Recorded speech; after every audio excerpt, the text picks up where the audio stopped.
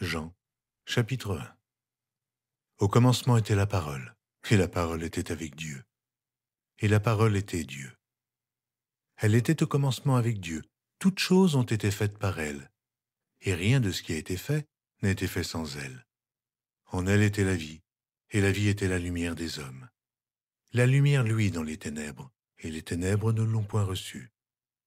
Il y eut un homme envoyé de Dieu, son nom était Jean. Il vint pour servir de témoin, pour rendre témoignage à la lumière, afin que tous crussent par lui. Oh, il n'était pas la lumière, mais il parut pour rendre témoignage à la lumière. Cette lumière était la véritable lumière qui, en venant dans le monde, éclaire tout homme. Elle était dans le monde, et le monde a été fait par elle, et le monde ne l'a point connue. Elle est venue chez les siens, et les siens ne l'ont point reçue.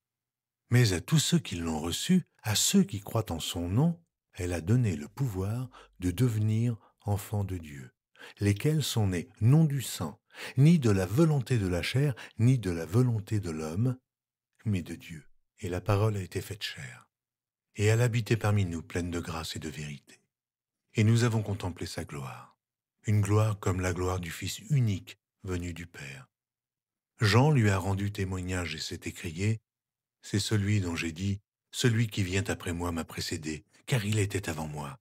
Et nous avons tous reçu de sa plénitude et grâce pour grâce, car la loi a été donnée par Moïse.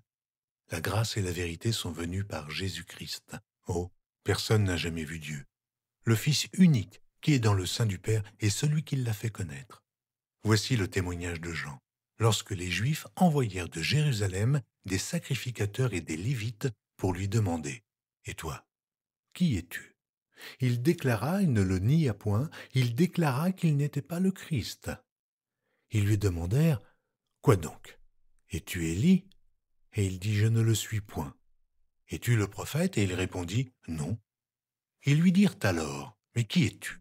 Afin que nous donnions une réponse à ceux qui nous ont envoyés. Que dis-tu de toi-même?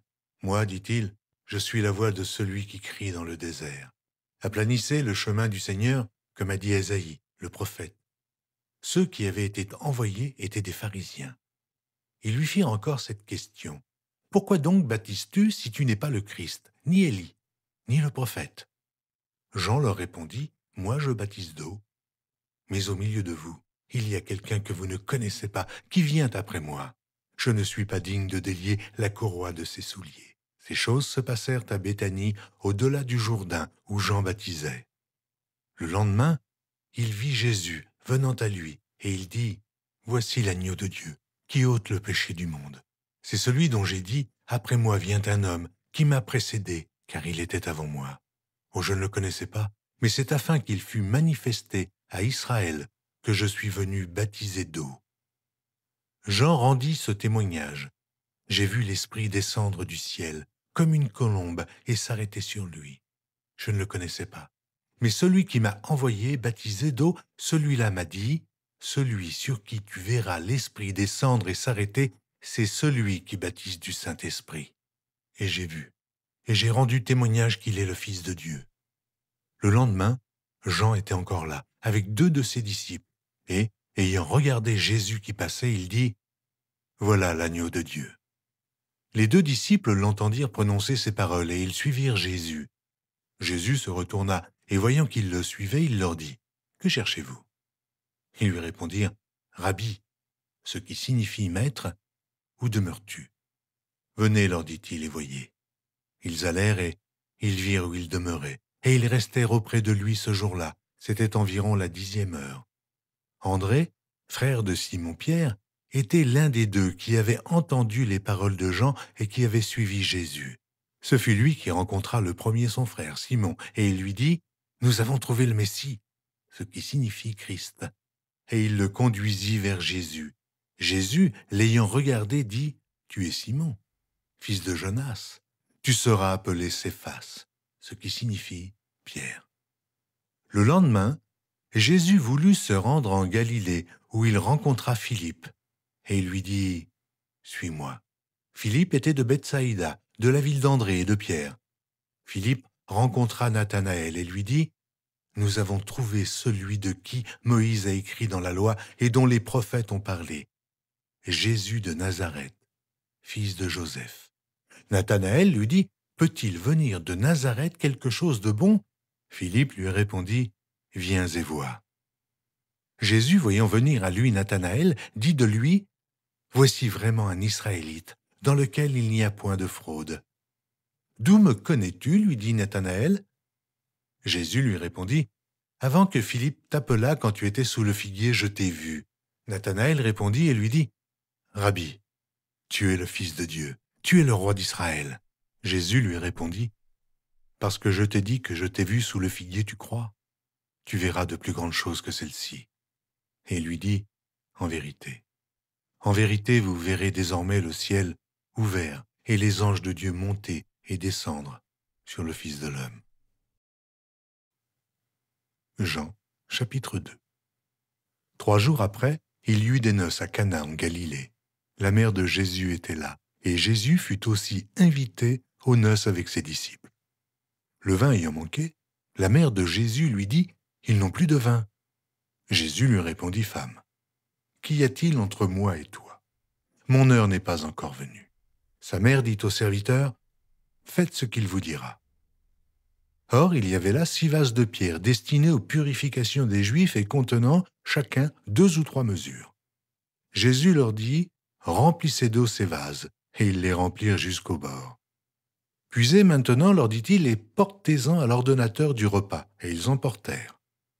Quand l'ordonnateur du repas eut goûté l'eau changée en vin, ne sachant d'où venait ce vin, tandis que les serviteurs qui avaient puisé l'eau le savaient bien, il appela l'époux et lui dit, « Tout homme sert d'abord le bon vin, puis le moins bon, après qu'on s'est enivré. Toi, tu as gardé le bon vin jusqu'à présent. » Tel fut à Cana, en Galilée, le premier des miracles que fit Jésus. Il manifesta sa gloire et ses disciples crurent en lui. Après cela, il descendit à Capernaum avec sa mère, ses frères et ses disciples, et ils n'y demeurèrent que peu de jours. La Pâque des Juifs était proche, et Jésus monta à Jérusalem. Il trouva dans le temple les vendeurs de bœufs et de brebis, de pigeons et les changeurs assis.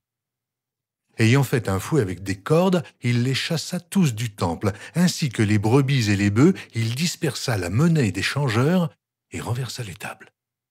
Et il dit aux vendeurs de pigeons, « Ôtez cela d'ici, ne faites pas de la maison de mon père une maison de trafic. » Ses disciples se souvinrent qu'il est écrit, « Le zèle de ta maison me dévore. » Les Juifs, prenant la parole, lui dirent, « Quel miracle nous montres-tu pour agir de la sorte ?»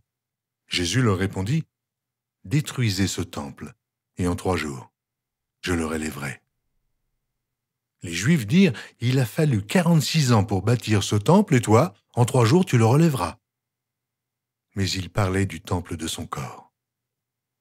C'est pourquoi, lorsqu'il fut ressuscité des morts, ses disciples se souvinrent qu'il avait dit cela, et ils crurent à l'Écriture et à la parole que Jésus avait dite. Pendant que Jésus était à Jérusalem à la fête de Pâques, plusieurs crurent en son nom, voyant les miracles qu'il faisait. Mais Jésus ne se fiait point à eux parce qu'il les connaissait tous, et parce qu'il n'avait pas besoin qu'on lui rendît témoignage d'aucun homme, car il savait lui-même ce qui était dans l'homme.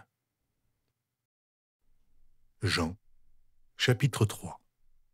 Mais il y eut un homme d'entre les pharisiens nommé Nicodème, un chef des Juifs, qui vint, lui, auprès de Jésus de nuit et lui dit, « Rabbi, nous savons que tu es un docteur venu de Dieu, car personne ne peut faire ces miracles que tu fais, si Dieu n'est avec lui. » Jésus lui répondit, « En vérité, je te le dis, si un homme ne naît de nouveau, il ne peut voir le royaume de Dieu. » Nicodème lui dit, « Comment un homme peut-il naître quand il est vieux? Peut-il rentrer dans le sein de sa mère et naître ?» Jésus répondit, « En vérité, je te le dis, si un homme ne naît d'eau et d'esprit, il ne peut entrer dans le royaume de Dieu. Ce qui est né de la chair est chair. Ce qui est né de l'esprit est esprit. Ne t'étonne pas que je t'ai dit, il faut que vous naissiez de nouveau. Le vent souffle où il veut, et tu en entends le bruit. Mais tu ne sais d'où il vient, ni où il va. Il en est ainsi de tout homme qui est né de l'esprit. » Nicodème lui dit, « Comment cela peut-il se faire ?»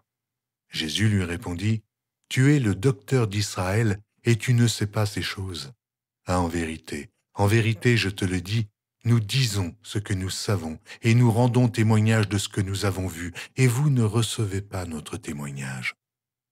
Et comme Moïse éleva le serpent dans le désert, il faut de même que le Fils de l'homme soit élevé, afin que quiconque croit en lui ait la vie éternelle. Car Dieu a tant aimé le monde qu'il a donné son Fils unique, afin que quiconque croit en lui ne périsse point, mais qu'il ait la vie éternelle. Dieu, en effet, n'a pas envoyé son Fils dans le monde pour qu'il juge le monde, mais pour que le monde soit sauvé par lui. Celui qui croit en lui n'est point jugé, mais celui qui ne croit pas est déjà jugé, parce qu'il n'a pas cru au nom du Fils unique de Dieu. Et ce jugement, c'est que, la lumière étant venue dans le monde, les hommes ont préféré les ténèbres à la lumière, parce que leurs œuvres étaient mauvaises. Car quiconque fait le mal est la lumière, et ne vient point à la lumière, de peur que ses œuvres ne soient dévoilées. Mais celui qui agit selon la vérité vient à la lumière, afin que ses œuvres soient manifestées, parce qu'elles sont faites en Dieu. Après cela, Jésus, accompagné de ses disciples, se rendit dans la terre de Judée, et là, il demeurait avec eux, et il baptisait.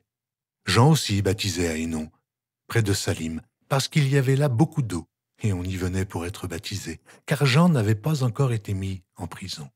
Or, il s'éleva de la part des disciples de Jean une dispute avec un juif touchant la purification.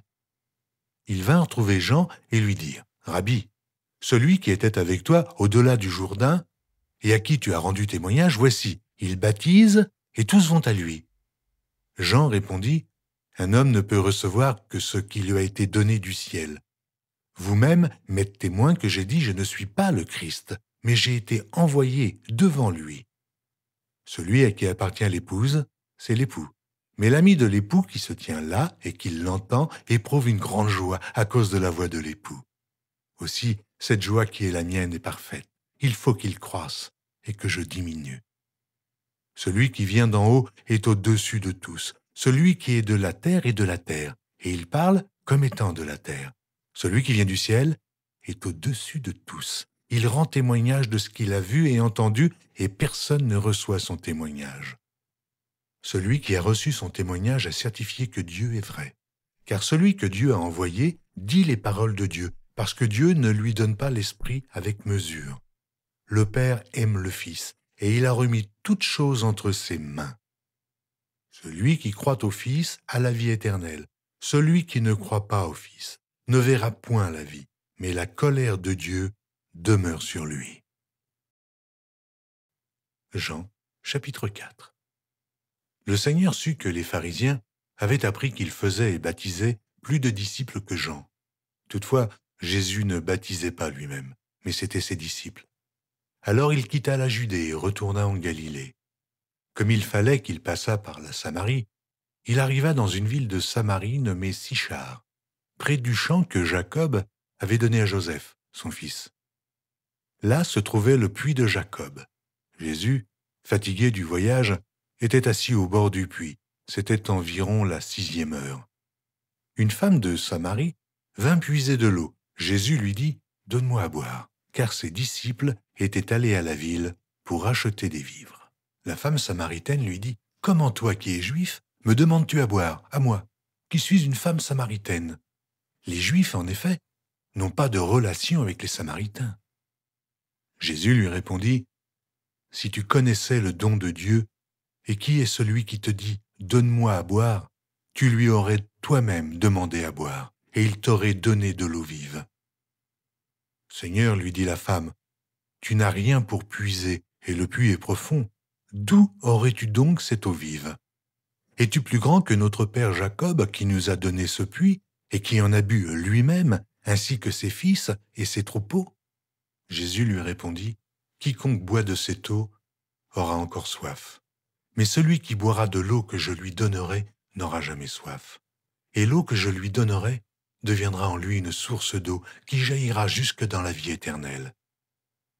La femme lui dit, « Seigneur, donne-moi cette eau, afin que je n'aie plus soif et que je ne vienne plus puiser ici. » « Va, lui dit Jésus, appelle ton mari et viens ici. » La femme lui répondit, « Je n'ai point de mari. » Jésus lui dit, tu as eu raison de dire « Je n'ai point de mari », car tu as eu 5 maris, et celui que tu as maintenant n'est pas ton mari. En cela, tu as dit vrai.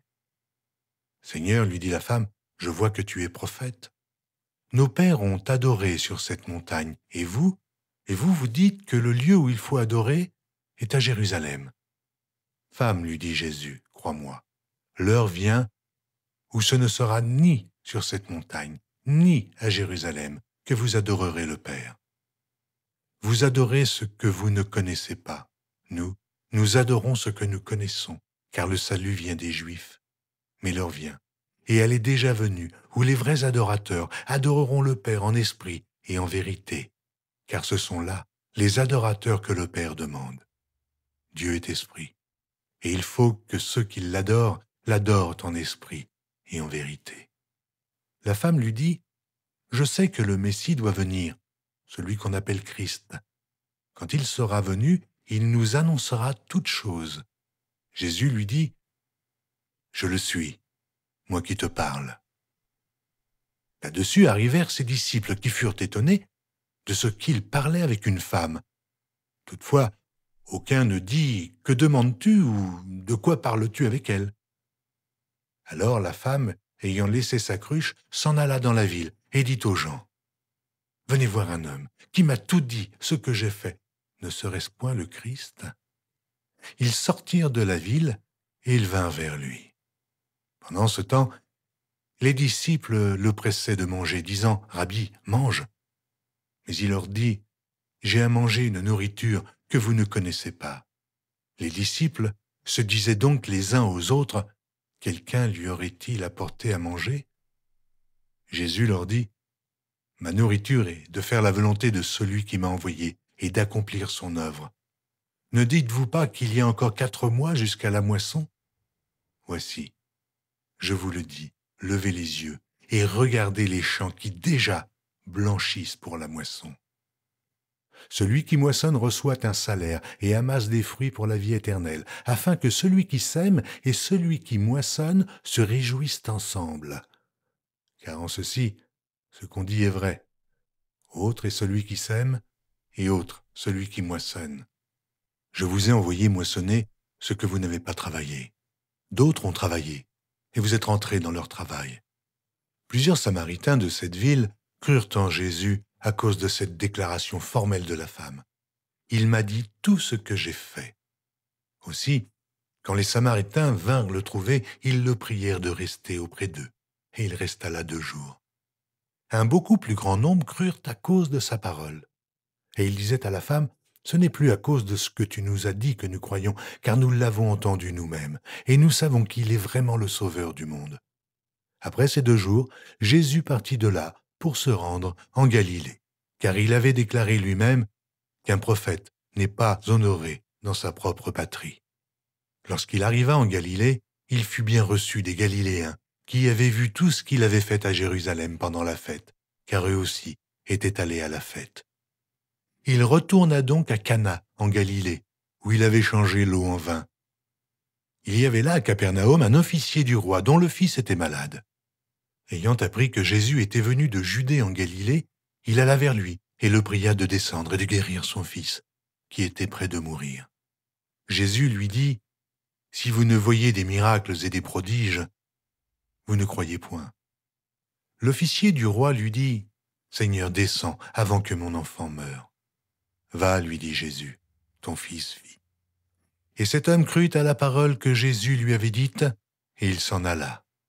Comme déjà il descendait, ses serviteurs venant à sa rencontre lui apportèrent cette nouvelle, « Ton enfant vit. » Il leur demanda à quelle heure il s'était trouvé mieux, et ils lui dirent, « Hier, à la 7e heure, la fièvre l'a quitté. » Le père reconnut que c'était à cette heure-là que Jésus lui avait dit, « Ton fils vit. » Et il crut, lui et toute sa maison. Jésus fit encore ce second miracle lorsqu'il fut venu de Judée en Galilée. Jean, chapitre 5. Après cela, il y eut une fête des Juifs et Jésus monta à Jérusalem. Or, à Jérusalem, près de la porte des brebis, il y a une piscine qui s'appelle en hébreu Bethesda et qui a 5 portiques. Sous ces portiques étaient couchés en grand nombre des malades, des aveugles, des boiteux, des paralytiques, qui attendaient le mouvement de l'eau.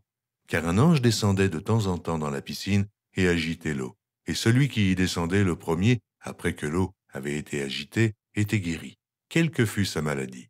Là se trouvait un homme malade depuis 38 ans.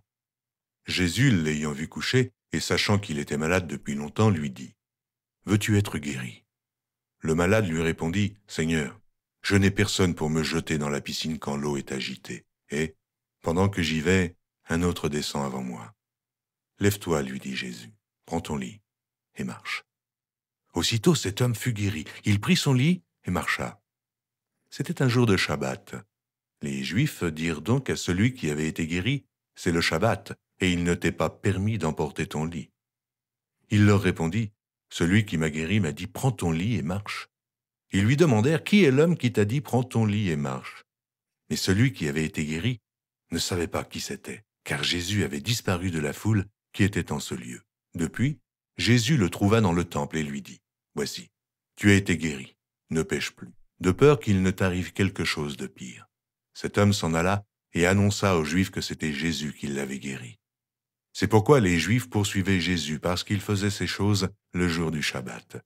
Mais Jésus leur répondit, « Mon Père agit jusqu'à présent, moi aussi j'agis. » À cause de cela, les Juifs cherchaient encore plus à le faire mourir, non seulement parce qu'il violait le sabbat, mais parce qu'il appelait Dieu son propre Père, se faisant lui-même égal à Dieu. Jésus reprit donc la parole et leur dit, « En vérité, je vous le dis, le Fils ne peut rien faire de lui-même. Il ne fait que ce qu'il voit faire au Père. Et tout ce que le Père fait, le Fils aussi le fait pareillement. Car le Père aime le Fils et lui montre tout ce qu'il fait. Et il lui montrera des œuvres plus grandes que celles-ci, afin que vous soyez dans l'étonnement. Car, comme le Père ressuscite les morts et donne la vie, ainsi le Fils donne la vie à qui il veut. Le Père ne juge personne, mais il a remis tout jugement au Fils, afin que tous honorent le Fils comme ils honorent le Père. Celui qui n'honore pas le Fils n'honore pas le Père qui l'a envoyé.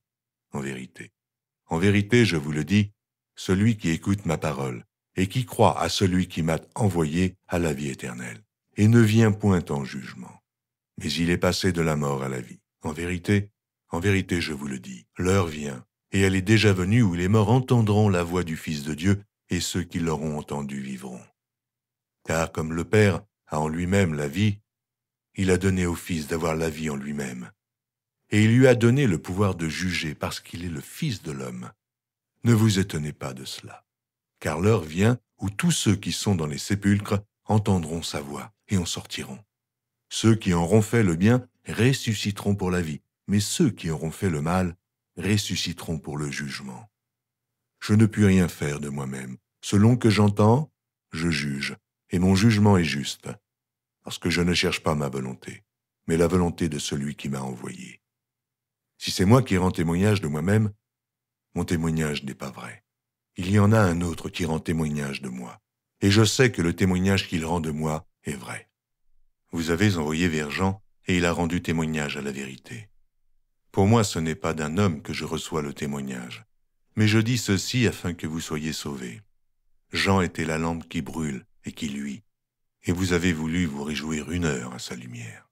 Moi, j'ai un témoignage plus grand que celui de Jean, car les œuvres que le Père m'a donné d'accomplir, ces œuvres mêmes que je fais, témoignent de moi, que c'est le Père qui m'a envoyé. Et le Père qui m'a envoyé a rendu lui-même témoignage de moi. Vous n'avez jamais entendu sa voix, et vous n'avez point vu sa face, et sa parole ne demeure point en vous, parce que vous ne croyez pas à celui qui l'a envoyé. Vous sondez les Écritures parce que vous pensez avoir en elles la vie éternelle. Ce sont elles qui rendent témoignage de moi, et vous ne voulez pas venir à moi pour avoir la vie. Je ne tire pas ma gloire des hommes, mais je sais que vous n'avez point en vous l'amour de Dieu. Je suis venu au nom de mon Père, et vous ne me recevez pas. Si un autre vient en son propre nom, vous le recevez. Comment pouvez-vous croire, vous qui tirez votre gloire les uns des autres, et qui ne cherchez point la gloire qui vient de Dieu seul? Ne pensez pas que moi, je vous accuserai devant le Père. Celui qui vous accuse, c'est Moïse, en qui vous avez mis votre espérance. Car, si vous croyez Moïse, vous me croiriez aussi, parce qu'il a écrit de moi. Mais si vous ne croyez pas à ces écrits, comment croirez-vous à mes paroles? Jean, chapitre 6. Après cela, Jésus s'en alla de l'autre côté de la mer de Galilée, de Tibériade. Une grande foule le suivait parce qu'elle voyait les miracles qu'il opérait sur les malades. Jésus monta sur la montagne et là, il s'assit avec ses disciples. Or, la Pâque était proche, la fête des Juifs. Ayant levé les yeux et voyant qu'une grande foule venait à lui, Jésus dit à Philippe, « Où achèterons-nous des pains pour que ces gens aient à manger ?» Il disait cela pour l'éprouver, car il savait ce qu'il allait faire. Philippe lui répondit, « Mais les pains qu'on aurait pour 200 deniers ne suffiraient pas pour que chacun en reçût un peu. » Un de ses disciples, André, frère de Simon, Pierre, lui dit, « Il y a ici un jeune garçon qui a 5 pains d'orge et 2 poissons.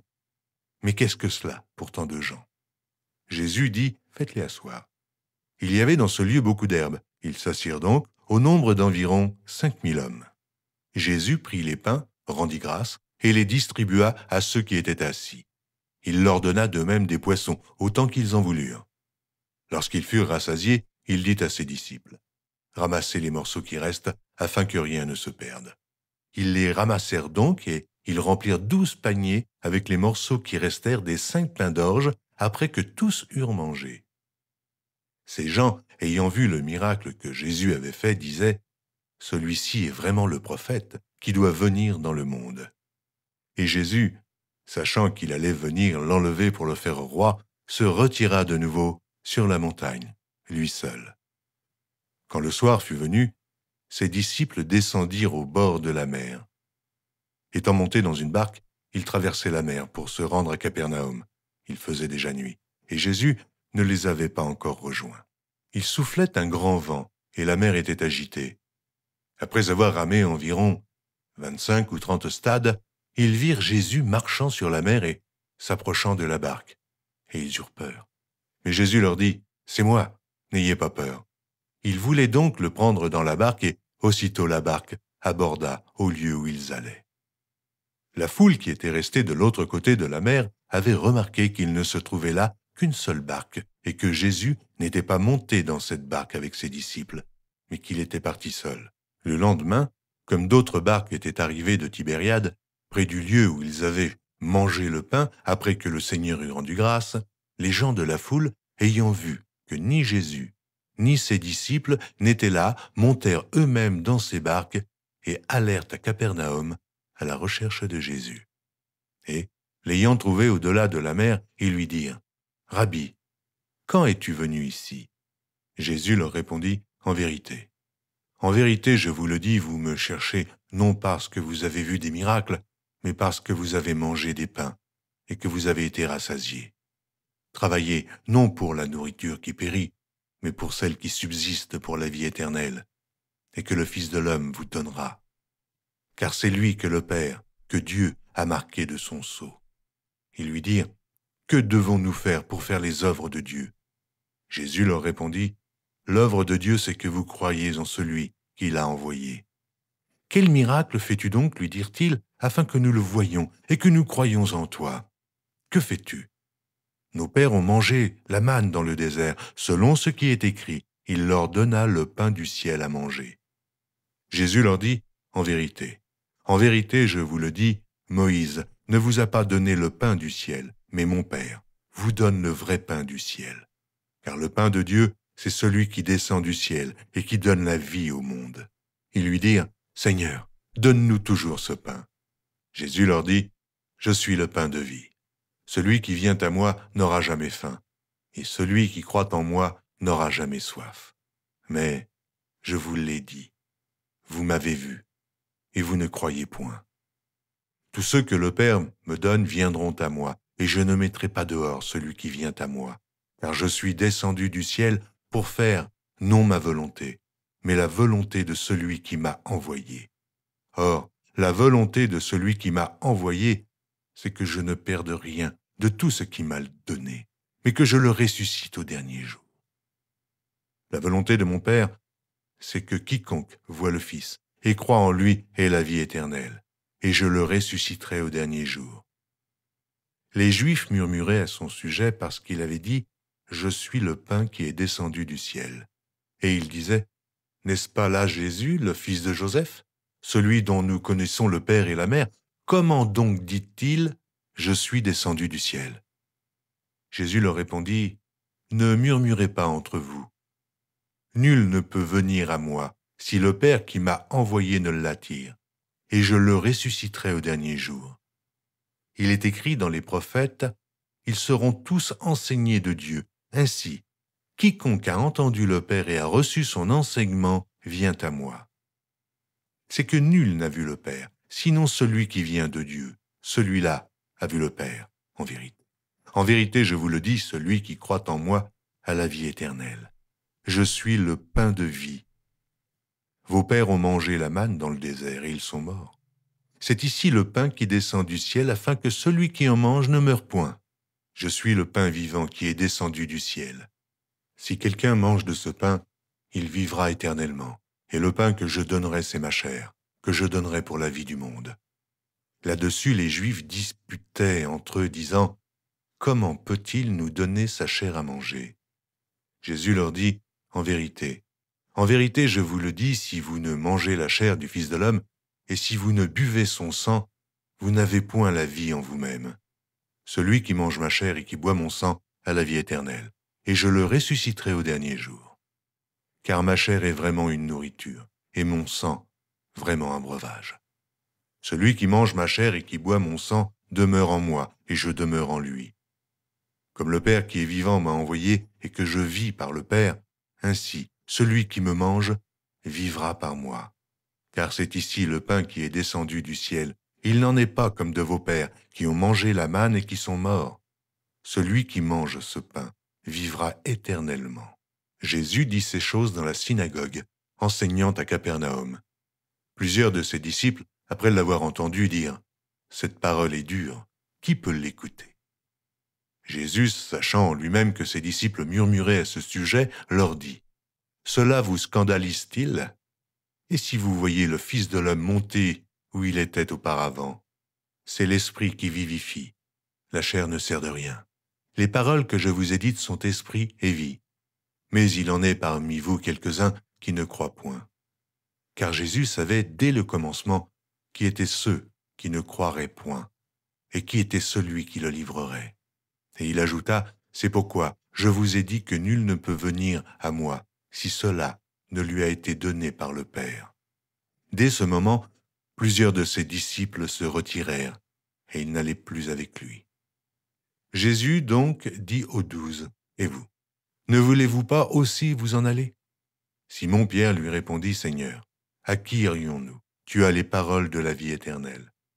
Et nous avons cru, et nous avons connu que tu es le Christ, le Saint de Dieu. » Jésus leur répondit, « N'est-ce pas moi qui vous ai choisi, vous, les 12, et l'un de vous est un démon. » Il parlait de Judas Iscario, fils de Simon, car c'était lui qui devait le livrer, lui, l'un des 12. Jean, chapitre 7. Après cela, Jésus parcourait la Galilée, car il ne voulait pas séjourner en Judée, parce que les Juifs cherchaient à le faire mourir. Or, la fête des Juifs, la fête des tabernacles, était proche, et ses frères lui dirent, « Pars d'ici, et va en Judée afin que tes disciples voient aussi les œuvres que tu fais. Personne n'agit en secret lorsqu'il désire paraître. Si tu fais ces choses, montre-toi toi-même au monde. » Car ses frères non plus ne croyaient pas en lui. Jésus leur dit, « Mon temps n'est pas encore venu, mais votre temps est toujours prêt. Le monde ne peut vous haïr. Moi, il me hait, parce que je rends de lui le témoignage que ses œuvres sont mauvaises. Montez-vous à cette fête. Pour moi, je n'y monte point, parce que mon temps n'est pas encore accompli. » Après leur avoir dit cela, il resta en Galilée. Lorsque ses frères furent montés à la fête, il y monta aussi lui-même, non publiquement, mais comme en secret. Les Juifs le cherchaient pendant la fête et disaient « Mais où est-il » Il y avait dans la foule grande rumeur à son sujet. Les uns disaient « C'est un homme de bien », d'autres disaient « Non, il égare la multitude ». Personne toutefois ne parlait librement de lui par crainte des Juifs. Vers le milieu de la fête, Jésus monta au temple et il enseignait. Les Juifs s'étonnaient, disant « Comment connaît-il les Écritures, lui qui n'a point étudié ?» Jésus leur répondit « Ma doctrine n'est pas de moi, mais de celui qui m'a envoyé. Si quelqu'un veut faire sa volonté, il connaîtra si ma doctrine est de Dieu, ou si je parle de mon chef. Celui qui parle de son chef cherche sa propre gloire, mais celui qui cherche la gloire de celui qui l'a envoyé, celui-là est vrai, et il n'y a point d'injustice en lui. Moïse ne vous a-t-il pas donné la loi, et nul de vous n'observe la loi? Pourquoi cherchez-vous à me faire mourir ?» La foule répondit, « Tu as un démon. Qu'est-ce qui cherche à te faire mourir ?» Jésus leur répondit, « J'ai fait une œuvre, et vous en êtes tous étonnés.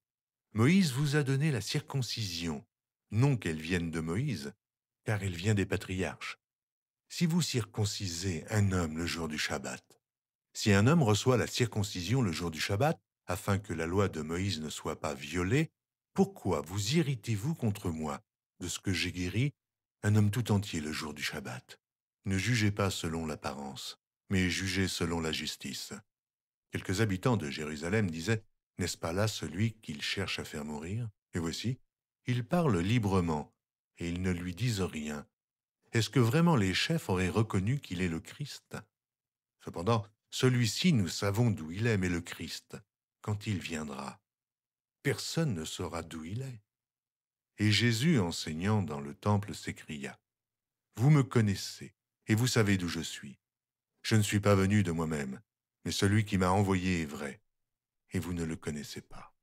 Moi, je le connais, car je viens de lui, et c'est lui qui m'a envoyé. » Il cherchait donc à se saisir de lui, et personne ne mit la main sur lui, parce que son heure n'était pas encore venue. Plusieurs parmi la foule crurent en lui, et ils disaient, « Le Christ, quand il viendra, fera-t-il plus de miracles que n'en fait celui-ci » Les pharisiens entendirent la foule murmurant de lui ces choses, alors les principaux sacrificateurs et les pharisiens envoyèrent des huissiers pour le saisir. Jésus dit, « Je suis encore avec vous pour un peu de temps, puis je m'en vais vers celui qui m'a envoyé. Vous me chercherez et vous ne me trouverez pas, et vous ne pourrez venir où je serai. » Sur quoi les Juifs dirent entre eux, « Où ira-t-il? Que nous ne le trouvions pas. Ira-t-il parmi ceux qui sont dispersés chez les Grecs et enseignera-t-il les Grecs? Que signifie cette parole qu'il a dite? Vous me chercherez et vous ne me trouverez pas, et vous ne pouvez venir où je serai. » Le dernier jour, le grand jour de la fête, Jésus, se tenant debout, s'écria, « Si quelqu'un a soif, qu'il vienne à moi, et qu'il boive. Celui qui croit en moi, des fleuves d'eau vive couleront de son sein, comme dit l'Écriture. » Il dit cela de l'Esprit qui devait recevoir ceux qui croiraient en lui, car l'Esprit n'était pas encore parce que Jésus n'avait pas encore été glorifié. Des gens de la foule, ayant entendu ces paroles, disaient « Celui-ci est vraiment le prophète. » D'autres disaient « C'est le Christ. » Et d'autres disaient « Est-ce bien de la Galilée que doit venir le Christ? » L'Écriture ne dit-elle pas que c'est de la postérité de David et du village de Bethléem, où était David, que le Christ doit venir? Il y eut donc à cause de lui division parmi la foule. Quelques-uns d'entre eux voulaient le saisir, mais personne ne mit la main sur lui. Aussi, les huissiers retournèrent vers les principaux sacrificateurs et les pharisiens, et ceux-ci leur dirent, « Pourquoi ne l'avez-vous pas amené ?» Les huissiers répondirent, « Jamais homme n'a parlé comme cet homme. » Les pharisiens leur répliquèrent, « Est-ce que vous aussi, vous avez été séduits? Y a-t-il quelqu'un des chefs ou des pharisiens qui ait cru en lui? » Mais cette foule, qui ne connaît pas la loi, ce sont des maudits. Nicodème, qui était venu de nuit vers Jésus, et qui était l'un d'entre eux, leur dit, « Notre loi condamne-t-elle un homme avant qu'on l'entende et qu'on sache ce qu'il a fait? » Ils lui répondirent, « Es-tu aussi galiléen? Examine, et tu verras que de la Galilée, il ne sort point de prophète. » Et chacun s'en retourna dans sa maison. Jean, chapitre 8. Jésus se rendit à la montagne des Oliviers, mais dès le matin il alla de nouveau dans le temple, et tout le peuple vint à lui. S'étant assis, il les enseignait. Alors les scribes et les pharisiens amenèrent une femme surprise en adultère, et la plaçant au milieu du peuple, ils dirent à Jésus, « Maître, cette femme a été surprise en flagrant délit d'adultère. Moïse, dans la loi, nous a ordonné de lapider de telles femmes. Toi donc, que dis-tu » Il disait cela pour l'éprouver, afin de pouvoir l'accuser. Mais Jésus, s'étant baissé, écrivait, avec le doigt sur la terre. Comme il continuait à l'interroger, il se releva et leur dit, « Que celui de vous qui est sans péché jette le premier la pierre contre elle. » Et s'étant de nouveau baissé, il écrivait sur la terre. Quand ils entendirent cela, accusés par leur conscience, ils se retirèrent un à un, depuis les plus âgés jusqu'aux derniers.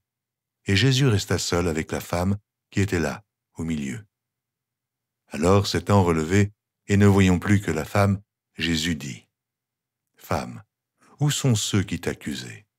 Personne ne t'a-t-il condamné ?»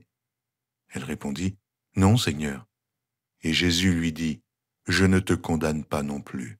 Va, et ne pêche plus. » Jésus leur parla de nouveau et dit, « Je suis la lumière du monde. Celui qui me suit ne marchera pas dans les ténèbres, mais il aura la lumière de la vie. » Là-dessus, les pharisiens lui dirent, « Tu rends témoignage de toi-même, ton témoignage n'est pas vrai. » Jésus leur répondit, « Quoique je rende témoignage de moi-même, mon témoignage est vrai, car je sais d'où je suis venu et où je vais. Mais vous, vous ne savez d'où je viens, ni où je vais. Vous jugez selon la chair, moi, je ne juge personne. Et si je juge, mon jugement est vrai, car je ne suis pas seul, mais le Père qui m'a envoyé est avec moi. Il est écrit dans votre loi que le témoignage de deux hommes est vrai. Je rends témoignage de moi-même, et le Père qui m'a envoyé rend témoignage de moi. » Ils lui dirent donc, « Où est ton Père ?»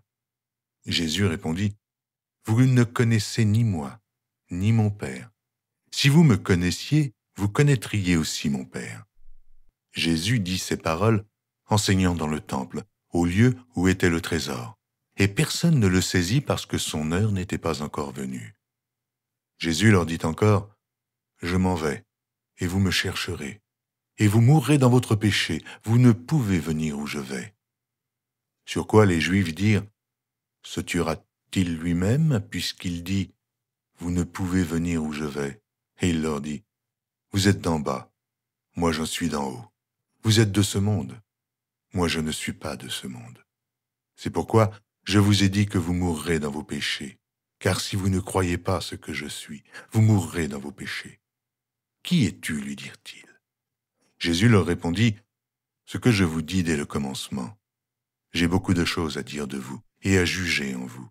Mais celui qui m'a envoyé est vrai, et ce que j'ai entendu de lui, je le dis au monde. » Ils ne comprirent point qu'il leur parlait du Père. Jésus donc leur dit, « Quand vous aurez élevé le Fils de l'homme, alors vous connaîtrez ce que je suis, et que je ne fais rien de moi-même, mais que je parle selon ce que le Père m'a enseigné.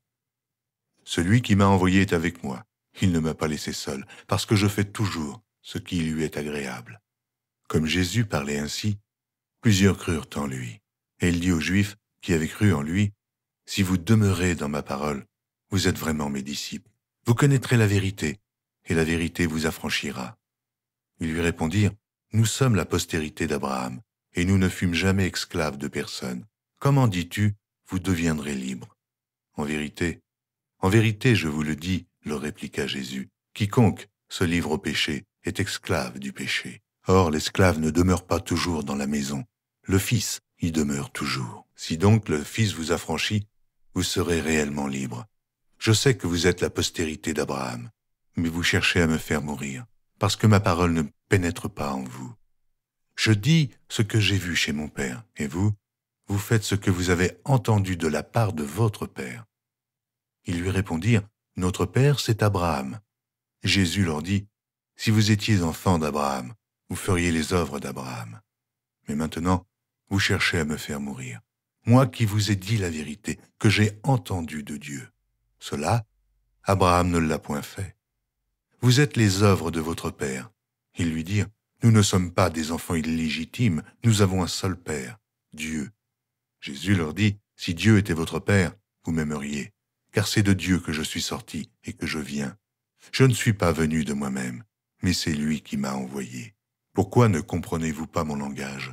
Parce que vous ne pouvez écouter ma parole. Vous avez pour père le diable, et vous voulez accomplir les désirs de votre père. Il a été meurtrier dès le commencement, et il ne se tient pas dans la vérité, parce qu'il n'y a pas de vérité en lui. Lorsqu'il profère le mensonge, il parle de son propre fond, car il est menteur, et le père du mensonge. Et moi, parce que je dis la vérité, vous ne me croyez pas. Qui de vous me convaincra de péché? Si je dis la vérité, pourquoi ne me croyez-vous pas?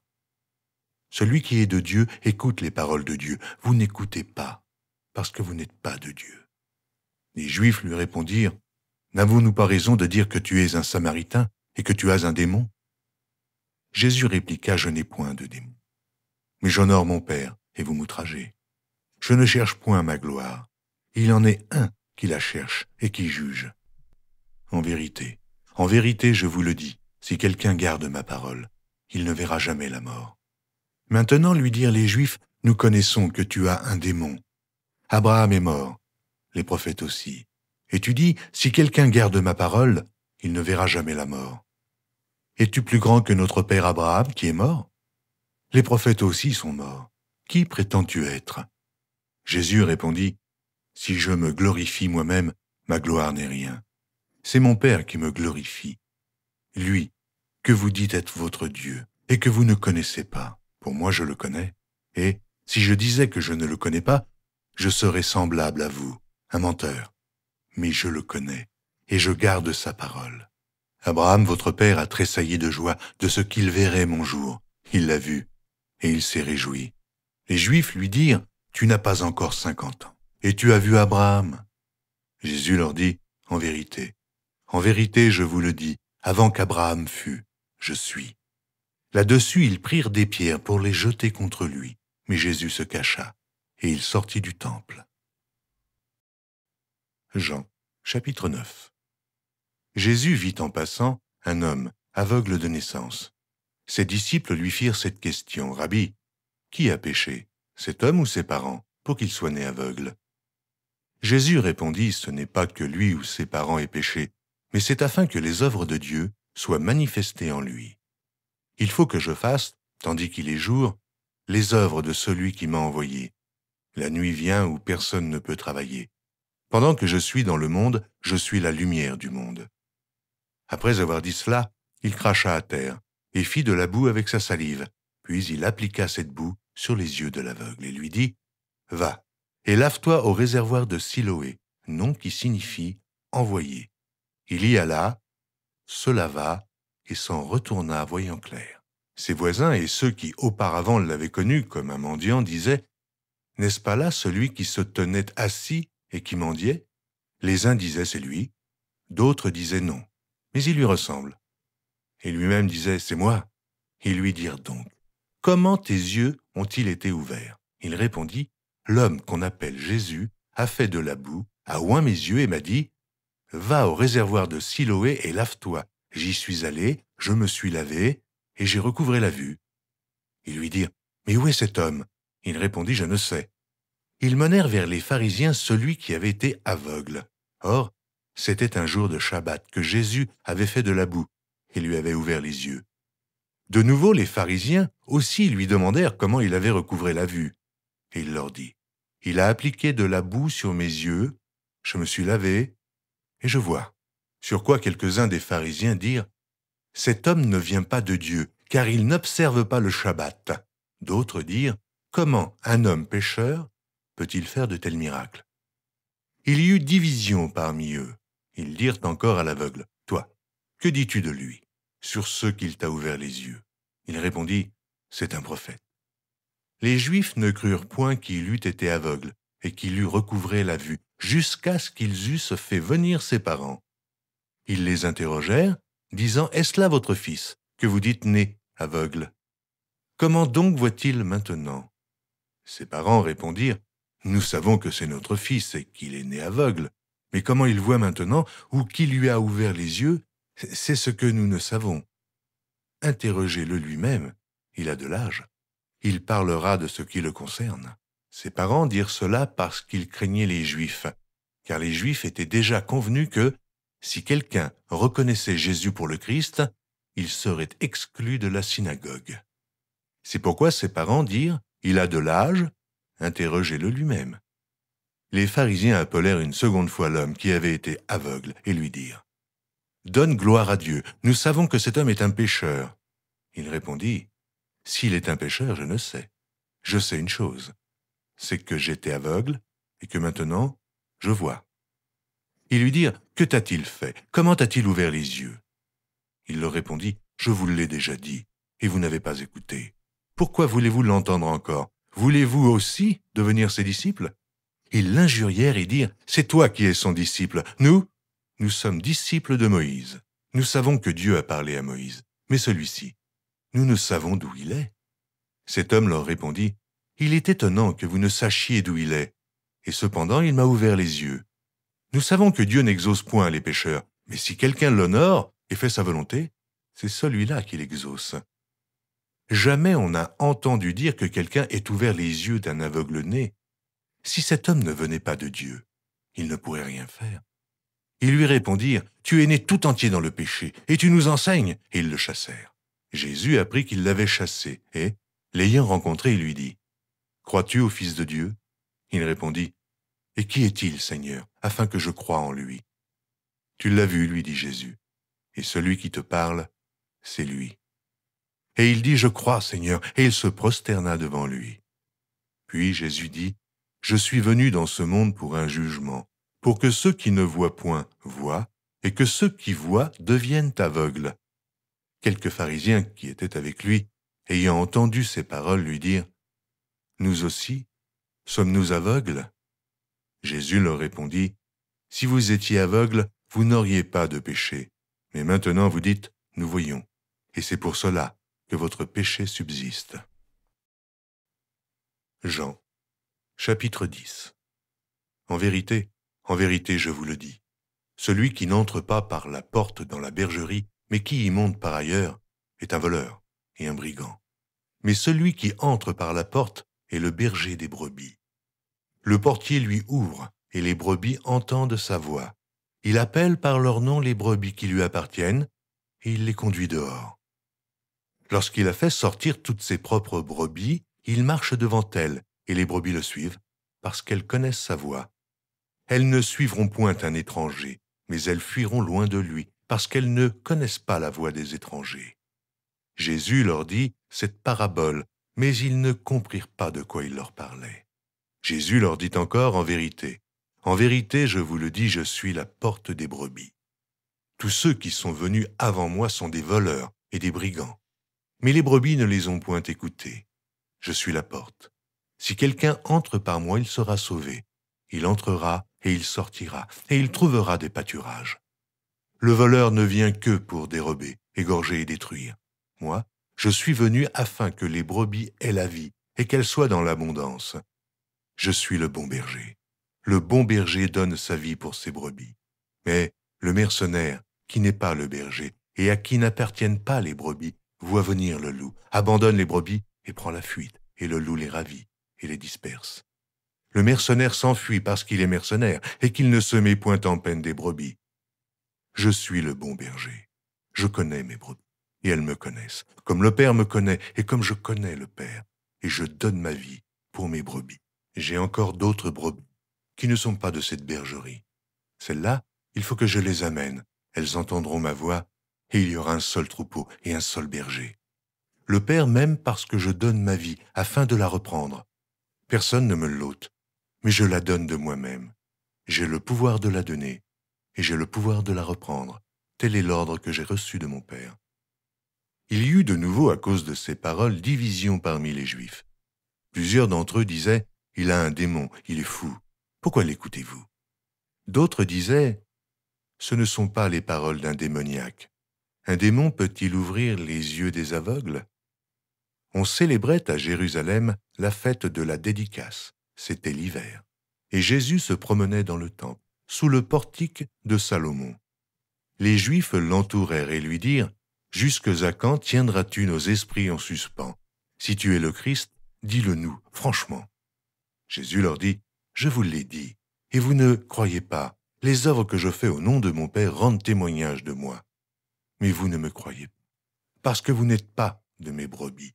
Mes brebis entendent ma voix, je les connais, et elles me suivent. Je donne la vie éternelle, et elles ne périront jamais, et personne ne les ravira de ma main. Mon Père qui me les a donnés est plus grand que tous, et personne ne peut les ravir de la main de mon Père. Moi et le Père, nous sommes un. Alors les Juifs prirent de nouveau des pierres pour le lapider. Jésus leur dit, « Je vous ai fait voir plusieurs bonnes œuvres venant de mon Père. Et pour laquelle me lapidez-vous » Les Juifs répondirent, « Ce n'est point pour une bonne œuvre que nous te lapidons, mais pour un blasphème, et parce que toi, qui es homme, tu te fais Dieu. » Jésus leur répondit, « N'est-il pas écrit dans votre loi, j'ai dit, vous êtes des dieux. Si elle a appelé Dieu ceux à qui la parole de Dieu a été adressée, et si l'Écriture ne peut être anéantie, celui que le Père a sanctifié et envoyé dans le monde, vous lui dites, tu blasphèmes. Et cela parce que j'ai dit, je suis le Fils de Dieu. Si je ne fais pas les œuvres de mon Père, ne me croyez pas. Mais si je les fais quand même, vous ne me croyez point. Croyez à ces œuvres, afin que vous sachiez et reconnaissiez que le Père est en moi et que je suis dans le Père. » Là-dessus, ils cherchèrent encore à le saisir, mais il s'échappa de leurs mains. Jésus s'en alla de nouveau au-delà du Jourdain, dans le lieu où Jean avait d'abord baptisé, et il y demeura. Beaucoup de gens vinrent à lui, et ils disaient, « Jean n'a fait aucun miracle, mais tout ce que Jean a dit de cet homme était vrai. » Et dans ce lieu-là, plusieurs crurent en lui. Jean, chapitre 11. Il y avait un homme malade, Lazare, de Béthanie, village de Marie et de Marthe, sa sœur. C'était cette Marie qui oignit de parfum le Seigneur et qui lui essuya les pieds avec ses cheveux, et c'était son frère Lazare qui était malade. Les sœurs envoyèrent dire à Jésus, « Seigneur, voici celui que tu aimes est malade. » Après avoir entendu cela, Jésus dit, « Cette maladie n'est point à la mort, mais elle est pour la gloire de Dieu, afin que le Fils de Dieu soit glorifié par elle. » Or Jésus aimait Marthe, et sa sœur, et Lazare. Lors donc qu'il eut appris que Lazare était malade, il resta 2 jours encore dans le lieu où il était, et il dit ensuite aux disciples, « Retournons en Judée. » Les disciples lui dirent, « Rabbi, les Juifs tout récemment cherchaient à te lapider, et tu retournes en Judée. » Jésus répondit, « N'y a-t-il pas 12 heures au jour? Si quelqu'un marche pendant le jour, il ne bronche point, parce qu'il voit la lumière de ce monde. Mais si quelqu'un marche pendant la nuit, il bronche, parce que la lumière n'est pas en lui. » Après ces paroles, il leur dit, « Lazare, notre ami, dort, mais je vais le réveiller. » Les disciples lui dirent, « Seigneur, s'il dort, il sera guéri. » Jésus avait parlé de sa mort, mais ils crurent qu'il parlait de l'assoupissement du sommeil. Alors Jésus leur dit ouvertement, « Lazare est mort. Et à cause de vous, afin que vous croyiez, je me réjouis de ce que je n'étais pas là. Mais allons vers lui. » Sur quoi Thomas, appelé Didyme, dit aux autres disciples, « Allons aussi, afin de mourir avec lui. » Jésus, étant arrivé là, trouva que Lazare était déjà depuis 4 jours dans le sépulcre. Et, comme Béthanie était près de Jérusalem, à 15 stades environ, beaucoup de Juifs étaient venus vers Marthe et Marie pour les consoler de la mort de leur frère. Lorsque Marthe apprit que Jésus arrivait, elle alla au-devant de lui, tandis que Marie se tenait assise à la maison. Marthe dit à Jésus, « Seigneur, si tu eusses été ici, mon frère ne serait pas mort. Mais maintenant même, je sais que tout ce que tu demanderas à Dieu, Dieu te l'accordera. » Jésus lui dit, « Ton frère ressuscitera. » « Je sais, lui répondit Marthe, qu'il ressuscitera à la résurrection au dernier jour. » Jésus lui dit, « Je suis la résurrection et la vie. Celui qui croit en moi vivra quand même il serait mort. Et quiconque vit et croit en moi ne mourra jamais. Crois-tu cela ?» Elle lui dit, « Oui, Seigneur, je le crois. Je crois que tu es le Christ, le Fils de Dieu, qui devait venir dans le monde. » Ayant ainsi parlé, elle s'en alla. Puis elle appela secrètement Marie, sa sœur, et lui dit, « Le Maître est ici, et il te demande. » Dès que Marie eut entendu, elle se leva promptement et alla vers lui, car Jésus n'était pas encore entré dans le village, mais il était dans le lieu où Marthe l'avait rencontré. Les Juifs qui étaient avec Marie dans la maison et qui la consolaient, l'ayant vue se lever promptement et sortir, la suivirent, disant « Elle va au sépulcre pour y pleurer ».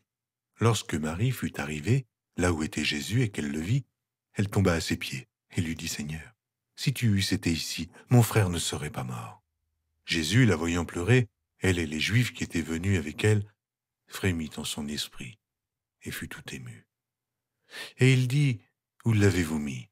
Seigneur, lui répondirent-ils, viens et vois. Jésus pleura.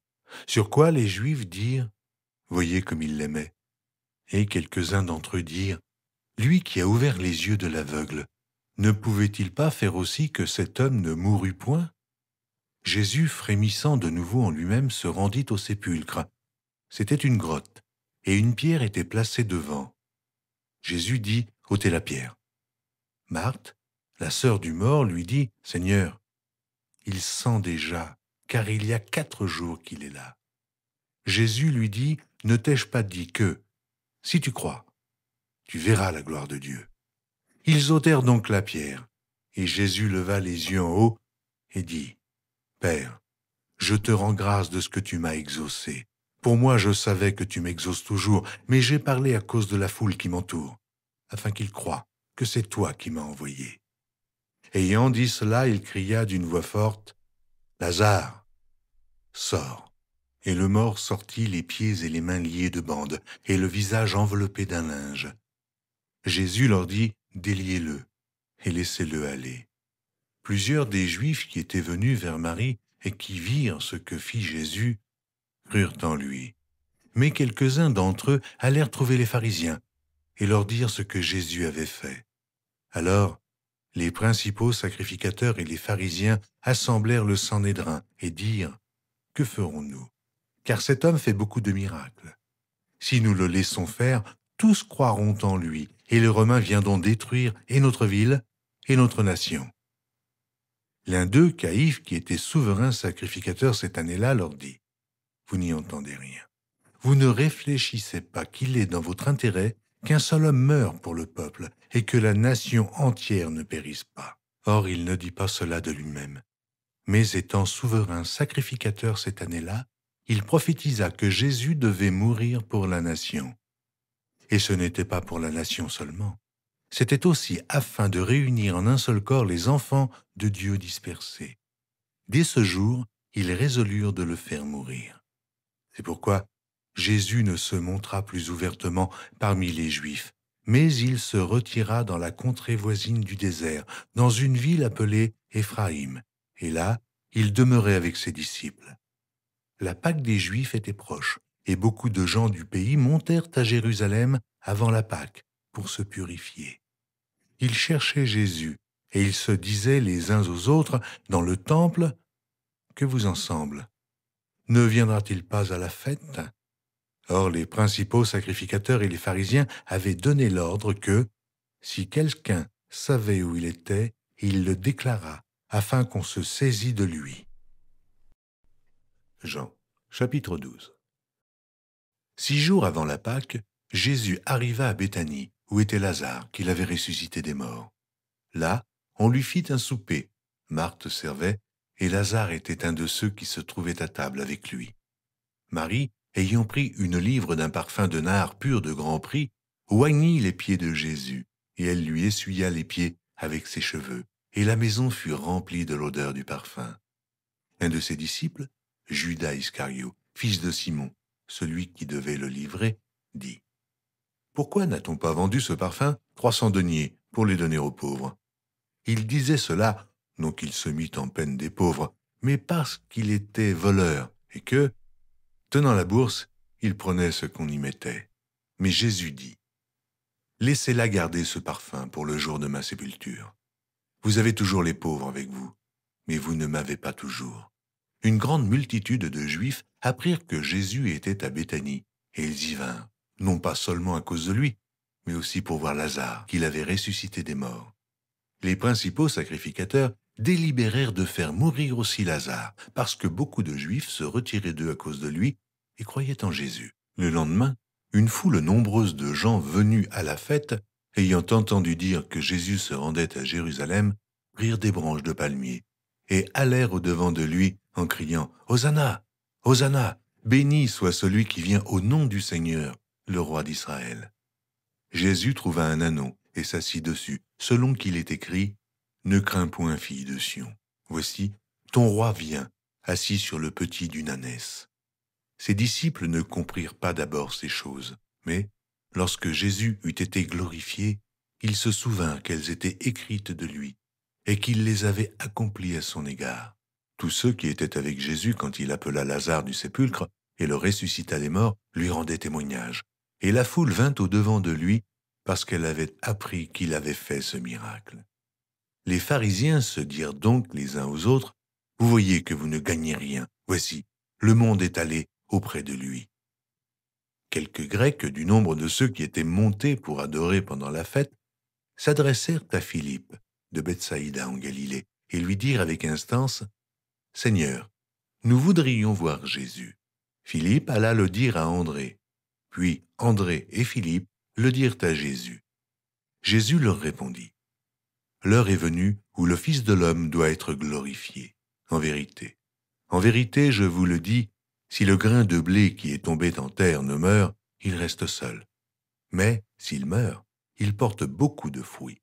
Celui qui aime sa vie la perdra, et celui qui hait sa vie dans ce monde la conservera pour la vie éternelle. Si quelqu'un me sert, qu'il me suive, et là où je suis, là aussi sera mon serviteur. Si quelqu'un me sert, le Père l'honorera. Maintenant mon âme est troublée, et que dirai-je? Père, délivre-moi de cette heure, mais c'est pour cela que je suis venu jusqu'à cette heure. Père, glorifie ton nom. Et une voix du ciel vint, je l'ai glorifié, et je le glorifierai encore. La foule qui était là et qui avait entendu disait que c'était un tonnerre. D'autres disaient, un ange lui a parlé. Jésus dit, ce n'est pas à cause de moi que cette voix s'est fait entendre, c'est à cause de vous. Maintenant a lieu le jugement de ce monde. Maintenant, le prince de ce monde sera jeté dehors. Et moi, quand j'aurai été élevé de la terre, j'attirerai tous les hommes à moi. En parlant ainsi, il indiquait de quelle mort il devait mourir. Jean, chapitre 13. Avant la fête de Pâques, Jésus, sachant que son heure était venue de passer de ce monde au Père, et ayant aimé les siens qui étaient dans le monde, mit le comble à son amour pour eux. Pendant le souper, lorsque le diable avait déjà inspiré au cœur de Judas Iscario, fils de Simon, le dessein de le livrer, Jésus, qui savait que le Père avait remis toutes choses entre ses mains, qu'il était venu de Dieu, et qu'il s'en allait à Dieu, se leva de table, ôta ses vêtements, et prit un linge dont il se ceignit. Ensuite, il versa de l'eau dans un bassin, et il se mit à laver les pieds des disciples, et à les essuyer avec le linge dont il était ceint. Il vint donc à Simon-Pierre, et Pierre lui dit, « Toi, Seigneur, tu me laves les pieds ?» Jésus lui répondit, « Ce que je fais, tu ne le comprends pas maintenant, mais tu le comprendras bientôt. » Pierre lui dit, « Non, jamais, jamais tu ne me laveras les pieds. » Jésus lui répondit, « Si je ne te lave, tu n'auras point de part avec moi. » Simon-Pierre lui dit, « Seigneur, non seulement les pieds, mais encore les mains et la tête. » Jésus lui dit, « Celui qui est lavé n'a besoin que de se laver les pieds pour être entièrement pur. Et vous êtes purs, mais non pas tous. » Car il connaissait celui qui le livrait. C'est pourquoi il dit, « Vous n'êtes pas tous purs. » Après qu'il leur eut lavé les pieds et qu'il eut pris ses vêtements, il se remit à table et leur dit, « Comprenez-vous ce que je vous ai fait? Vous m'appelez maître et seigneur, et vous dites bien, car je le suis. Si donc je vous ai lavé les pieds, moi, le Seigneur et le Maître, vous devez aussi vous laver les pieds les uns aux autres, car je vous ai donné un exemple, afin que vous fassiez comme je vous ai fait. En vérité, je vous le dis, le serviteur n'est pas plus grand que son Seigneur, ni l'apôtre plus grand que celui qui l'a envoyé. Si vous savez ces choses, vous êtes heureux, pourvu que vous les pratiquiez. Ce n'est pas de vous tous que je parle, je connais ceux que j'ai choisis, mais il faut que l'Écriture s'accomplisse.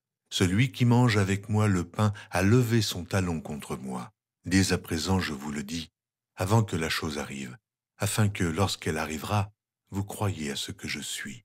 En vérité, je vous le dis, celui qui reçoit celui que j'aurai envoyé me reçoit, et celui qui me reçoit, reçoit celui qui m'a envoyé. Ayant ainsi parlé, Jésus fut troublé en son esprit, et il dit expressément, en vérité, je vous le dis, l'un de vous me livrera. Les disciples se regardaient les uns les autres, ne sachant de qui ils parlaient. Un des disciples, celui que Jésus aimait, était couché sur le sein de Jésus. Simon, Pierre, lui fit signe de demander qui était celui dont parlait Jésus. Et ce disciple, s'étant penché sur la poitrine de Jésus, lui dit, « Seigneur, qui est-ce » Jésus répondit, « C'est celui à qui je donnerai le morceau trempé. » Et, ayant trempé le morceau, il le donna à Judas, fils de Simon l'Iscario. Dès que le morceau fut donné, Satan entra dans Judas. Jésus lui dit, « Ce que tu fais, fais-le promptement. » Mais aucun de ceux qui étaient à table ne comprit pourquoi il lui disait cela, car quelques-uns pensaient que, comme Judas avait la bourse, Jésus voulait lui dire « Achète ce dont nous avons besoin pour la fête », ou qu'il lui commandait de donner quelque chose aux pauvres. Judas, ayant pris le morceau, se hâta de sortir. Il était nuit. Lorsque Judas fut sorti, Jésus dit « Maintenant, le Fils de l'homme a été glorifié, et Dieu a été glorifié en lui. Si Dieu a été glorifié en lui, Dieu aussi le glorifiera en lui-même, et il se glorifiera bientôt. Mes petits enfants, je suis pour peu de temps encore avec vous. Vous me chercherez et, comme j'ai dit aux Juifs, vous ne pouvez venir où je vais. Je vous le dis aussi maintenant. Je vous donne un commandement nouveau. Aimez-vous les uns les autres comme je vous ai aimés. Vous aussi, aimez-vous les uns les autres. À ceci, tous connaîtront que vous êtes mes disciples, si vous avez de l'amour les uns pour les autres. Simon Pierre lui dit, « Seigneur, où vas-tu » Jésus répondit, « Tu ne peux pas maintenant me suivre où je vais, mais tu me suivras plus tard. » Seigneur, lui dit Pierre, « Pourquoi ne puis-je pas te suivre maintenant? Je donnerai ma vie pour toi. » Jésus répondit, « Tu donneras ta vie pour moi, en vérité. En vérité, je te le dis, le coq ne chantera pas que tu ne m'aies renié 3 fois. » Jean, chapitre 14. Que votre cœur ne se trouble point. Croyez en Dieu et croyez en moi. Il y a plusieurs demeures dans la maison de mon Père. Si cela n'était pas, je vous l'aurais dit. Je vais vous préparer une place. Et lorsque je m'en serai allé et que je vous aurai préparé une place, je reviendrai et je vous prendrai avec moi, afin que là où je suis, vous y soyez aussi. Vous savez où je vais, et vous en savez le chemin. Thomas lui dit, « Seigneur, nous ne savons où tu vas. Comment pouvons-nous en savoir le chemin ?» Jésus lui dit, « Je suis le chemin, la vérité et la vie. Nul ne vient au Père que par moi. Si vous me connaissiez, vous connaîtriez aussi mon Père, et dès maintenant vous le connaissez, et vous l'avez vu. » Philippe lui dit, « Seigneur, montre-nous le Père, et cela nous suffit. » Jésus lui dit, « Il y a si longtemps que je suis avec vous, et tu ne m'as pas connu, Philippe. Celui qui m'a vu a vu le Père. Comment dis-tu, montre-nous le Père? Ne crois-tu pas que je suis dans le Père, et que le Père est en moi? Les paroles que je vous dis, je ne les dis pas de moi-même, et le Père qui demeure en moi, c'est lui qui fait les œuvres. Croyez-moi, je suis dans le Père, et le Père est en moi. Croyez du moins à cause de ses œuvres. En vérité, je vous le dis, celui qui croit en moi fera aussi les œuvres que je fais, et il en fera de plus grandes, parce que je m'en vais au Père. Et tout ce que vous demanderez en mon nom, je le ferai, afin que le Père soit glorifié par le Fils. Si vous demandez quelque chose en mon nom, je le ferai. Si vous m'aimez, gardez mes commandements. Et moi je prierai le Père, et il vous donnera un autre consolateur, afin qu'il demeure éternellement avec vous, l'Esprit de vérité, que le monde ne peut recevoir, parce qu'il ne le voit point et ne le connaît point, mais vous le connaissez, car il demeure avec vous, et il sera en vous. Je ne vous laisserai pas orphelin, je viendrai à vous. Encore un peu de temps, et le monde ne me verra plus, mais vous me verrez, car je vis, et vous vivrez aussi. En ce jour-là, vous connaîtrez que je suis en mon Père, que vous êtes en moi et que je suis en vous. Celui qui a mes commandements et qui les garde, c'est celui qui m'aime. Et celui qui m'aime sera aimé de mon Père. Je l'aimerai et je me ferai connaître à lui. Jude, non pas l'Iscario, lui dit, « Seigneur, d'où vient que tu te feras connaître à nous et non au monde ?» Jésus lui répondit, « Si quelqu'un m'aime, il gardera ma parole, et mon Père l'aimera. Nous viendrons à lui, et nous ferons notre demeure chez lui. Celui qui ne m'aime pas ne garde point mes paroles. Et la parole que vous entendez, ce n'est pas de moi, mais du Père qui m'a envoyé. Je vous ai dit ces choses pendant que je demeure avec vous, mais le Consolateur, l'Esprit Saint, que le Père enverra en mon nom, vous enseignera toutes choses, et vous rappellera tout ce que je vous ai dit. Je vous laisse ma paix. Je vous donne ma paix.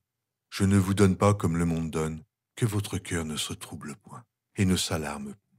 Vous avez entendu que je vous ai dit, je m'en vais et je reviens vers vous.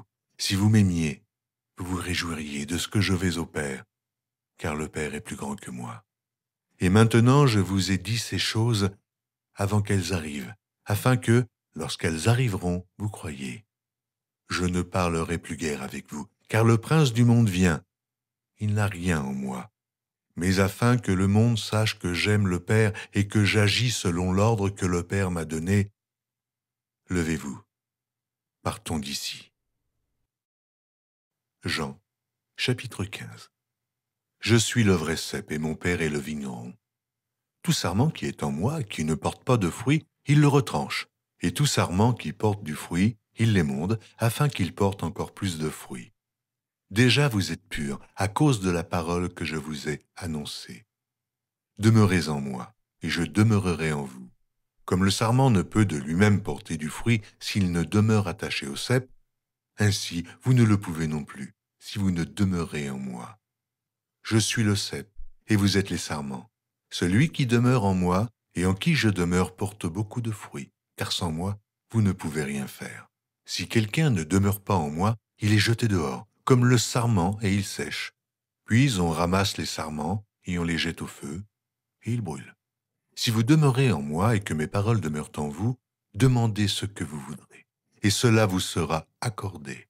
Si vous portez beaucoup de fruits, c'est ainsi que mon Père sera glorifié, et que vous serez mes disciples. Comme le Père m'a aimé, je vous ai aussi aimé. Demeurez dans mon amour. Si vous gardez mes commandements, vous demeurerez dans mon amour, de même que j'ai gardé les commandements de mon Père et que je demeure dans son amour. Je vous ai dit ces choses afin que ma joie soit en vous et que votre joie soit parfaite. Ceci est mon commandement. Aimez-vous les uns les autres comme je vous ai aimés.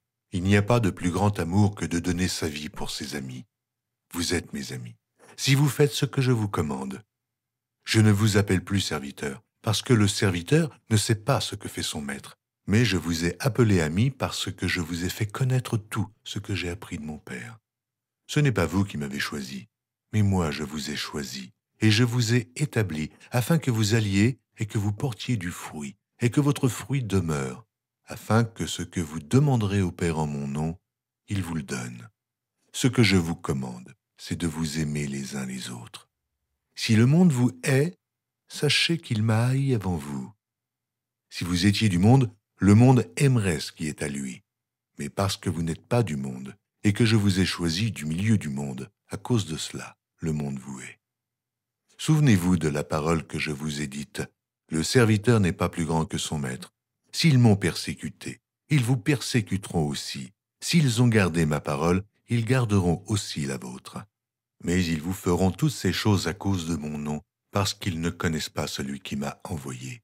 Si je n'étais pas venu, et que je ne leur eusse point parlé, ils n'auraient pas de péché. Mais maintenant, ils n'ont aucune excuse de leur péché. Celui qui me hait est aussi mon Père. Si je n'avais pas fait, parmi eux, les œuvres que nul autre n'a faites, ils n'auraient pas de péché. Mais maintenant, ils les ont vues, et ils ont haï moi et mon Père. Mais cela est arrivé afin que s'accomplisse la parole qui est écrite dans leur loi. Ils m'ont haï sans cause. Quand sera venu le Consolateur, que je vous enverrai de la part de mon Père, l'Esprit de vérité qui vient du Père, il rendra témoignage de moi, et vous aussi. Vous rendrez témoignage parce que vous êtes avec moi, dès le commencement. Jean, Chapitre 16. Je vous ai dit ces choses afin qu'elles ne soient pas pour vous une occasion de chute. Ils vous excluront des synagogues, et même l'heure vient où quiconque vous fera mourir croira rendre un culte à Dieu. Et ils agiront ainsi parce qu'ils n'ont connu ni le Père, ni moi. Je vous ai dit ces choses afin que, lorsque l'heure sera venue, vous vous souveniez que je vous les ai dites. Je ne vous ai pas parlé dès le commencement, parce que j'étais avec vous. Maintenant je m'en vais vers celui qui m'a envoyé, et aucun de vous ne me demande « Où vas-tu » Mais parce que je vous ai dit ces choses, la tristesse a rempli votre cœur.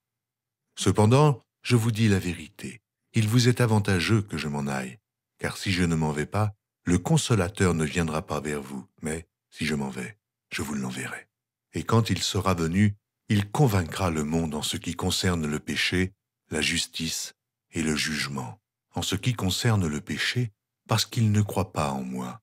La justice, parce que je vais au Père et que vous ne me verrez plus. Le jugement, parce que le prince de ce monde est jugé. Oh, j'ai encore beaucoup de choses à vous dire, mais vous ne pouvez les porter maintenant.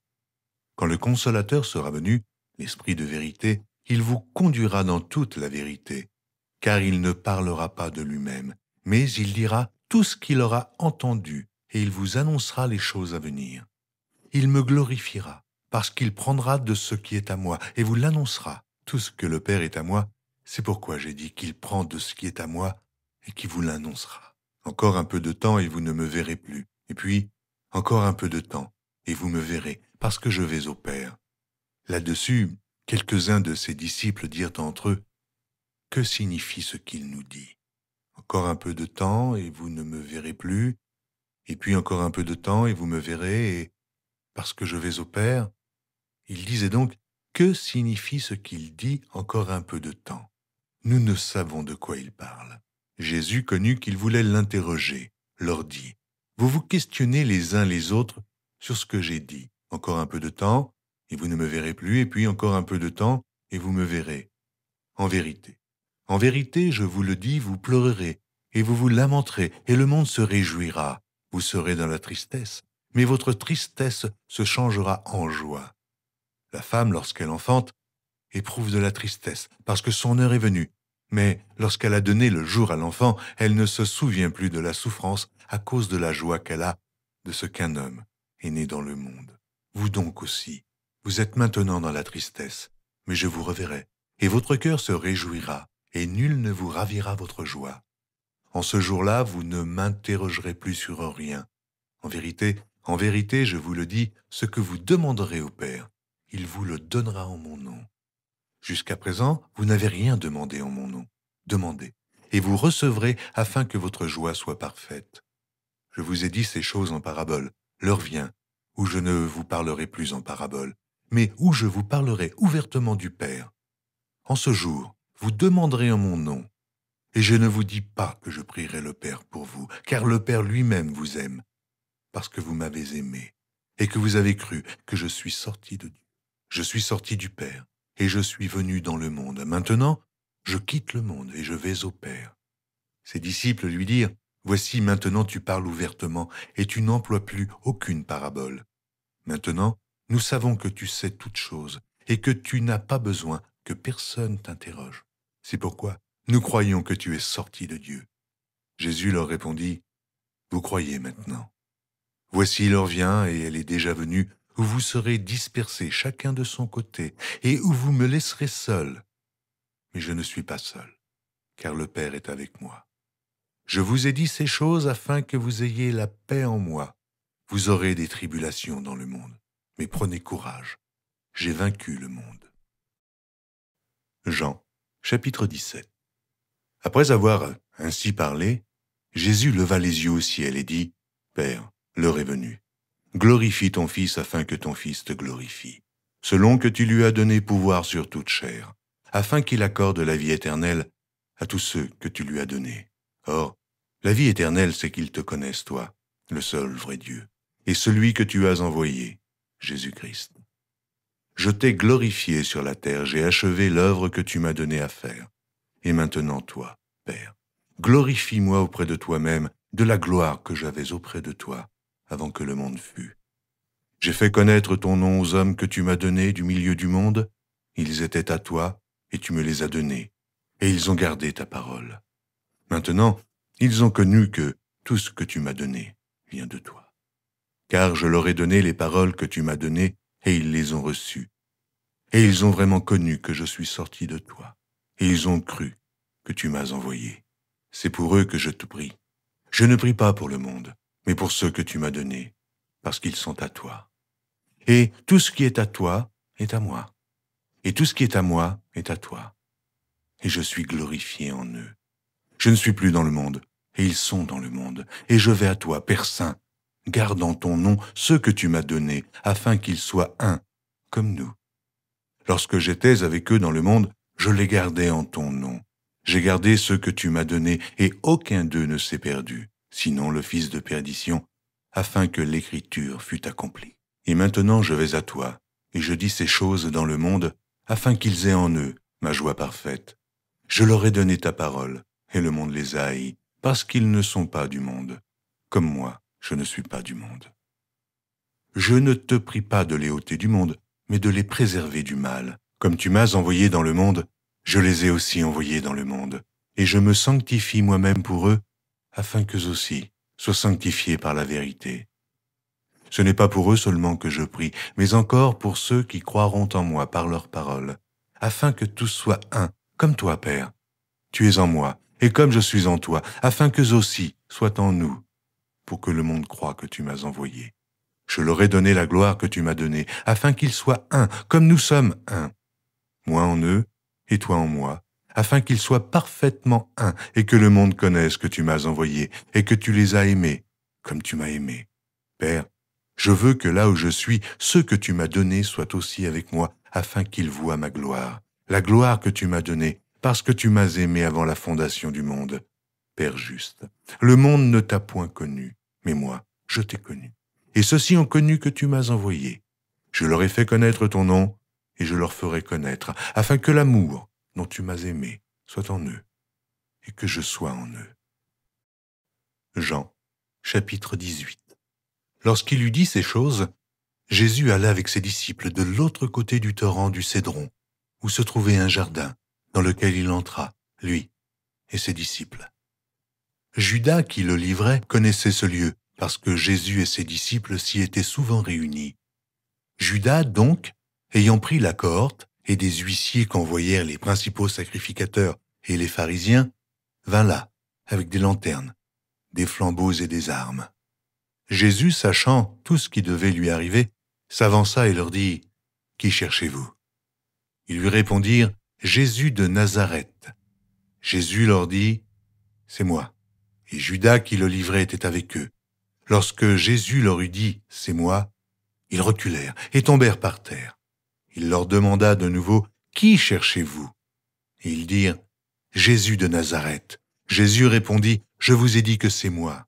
Si donc c'est moi que vous cherchez, laissez aller ceci. » Il dit cela afin que s'accomplît la parole qu'il avait dite « Je n'ai perdu aucun de ceux que tu m'as donnés. » Simon Pierre, qui avait une épée, la tira, frappa le serviteur du souverain sacrificateur et lui coupa l'oreille droite. Ce serviteur s'appelait Malchus. Jésus dit à Pierre, « Remets ton épée dans le fourreau. Ne boirai-je pas la coupe que le Père m'a donnée à boire ?»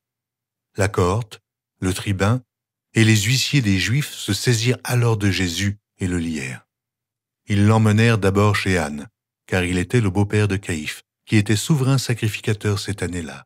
Et Caïphe était celui qui avait donné ce conseil aux Juifs, « Il est avantageux qu'un seul homme meure pour le peuple. » Simon Pierre, avec un autre disciple, suivait Jésus. Ce disciple était connu du souverain sacrificateur, et il entra avec Jésus dans la cour du souverain sacrificateur. Mais Pierre resta dehors, près de la porte. L'autre disciple, qui était connu du souverain sacrificateur, sortit, parla à la portière et fit entrer Pierre.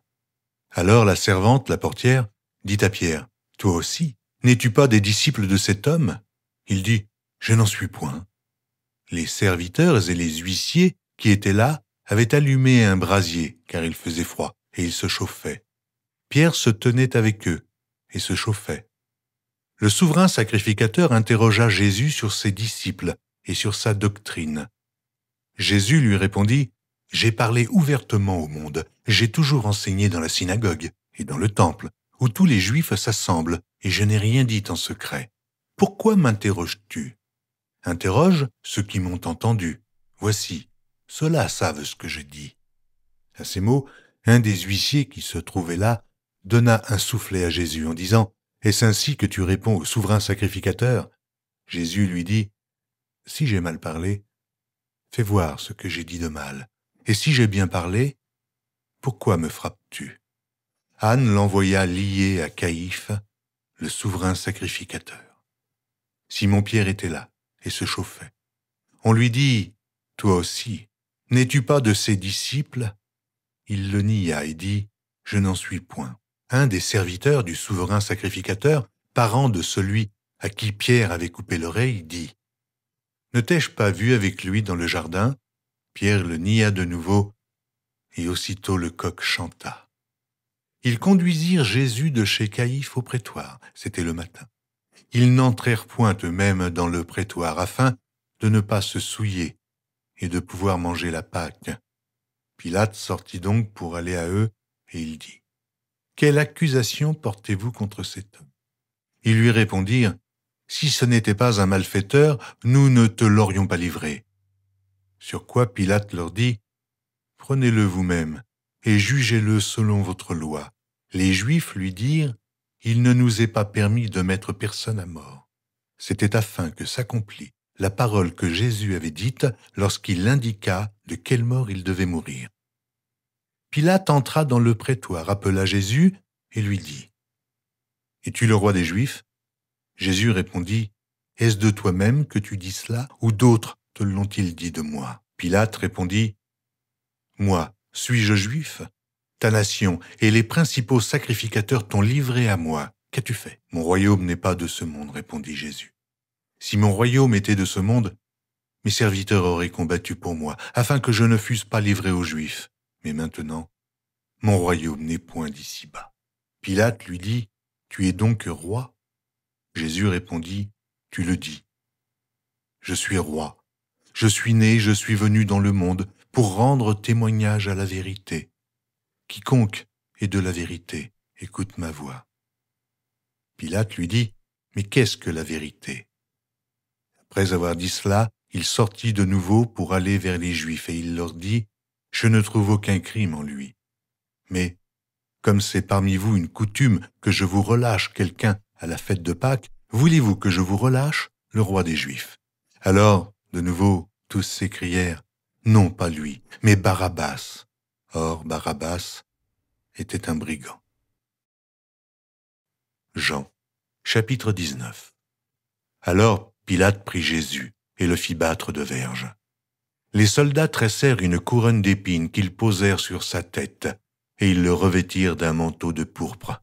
Puis, s'approchant de lui, ils disaient, « Salut, roi des Juifs !» et ils lui donnaient des soufflets.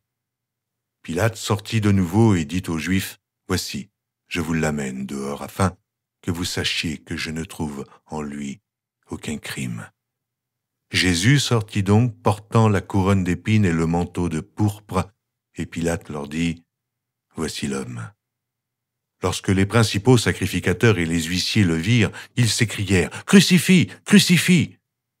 Pilate leur dit, « Prenez-le vous-même et crucifiez-le, car moi, je ne trouve point de crime en lui. » Les Juifs lui répondirent, « Nous avons une loi, et selon notre loi, il doit mourir, parce qu'il s'est fait fils de Dieu. » Quand Pilate entendit ces paroles, sa frayeur augmenta. Il entra dans le prétoire et il dit à Jésus, « D'où es-tu » Mais Jésus ne lui donna point de réponse. Pilate lui dit, « Est-ce à moi que tu ne parles pas ? Ne sais-tu pas que j'ai le pouvoir de te crucifier et que j'ai le pouvoir de te relâcher ?» Jésus répondit, « Tu n'aurais sur moi aucun pouvoir s'il ne t'avait été donné d'en haut. C'est pourquoi celui qui me livre à toi commet un plus grand péché. » Dès ce moment, Pilate cherchait à le relâcher, mais les Juifs criaient, « Si tu le relâches, tu n'es pas un ami de César. Quiconque se fait roi se déclare contre César. » Pilate, ayant entendu ces paroles, amena Jésus dehors, et il s'assit sur le tribunal au lieu appelé le pavé, et en hébreu, Gabata. C'était la préparation de la Pâque et environ la 6e heure. Pilate dit aux Juifs, « Voici votre roi. » Mais ils s'écrièrent, « Ôte, ôte, crucifie-le » Pilate leur dit, « Crucifierai-je votre roi ?» Les principaux sacrificateurs répondirent, « Nous n'avons de roi que César. » Alors, il le leur livra pour être crucifié. Ils prirent donc Jésus et l'emmenèrent. Jésus, portant sa croix, arriva au lieu du crâne qui se nomme en hébreu Golgotha. C'est là qu'il fut crucifié, et 2 autres avec lui, un de chaque côté, et Jésus au milieu.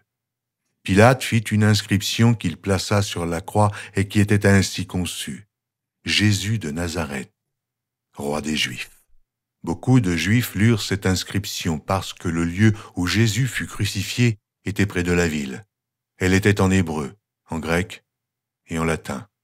Les principaux sacrificateurs des Juifs dirent à Pilate, « N'écris pas roi des Juifs, mais écris qu'il a dit, « Je suis roi des Juifs. » Pilate répondit, « Ce que j'ai écrit, je l'ai écrit. » Les soldats, après avoir crucifié Jésus, prirent ses vêtements et ils en firent 4 parts, une part pour chaque soldat.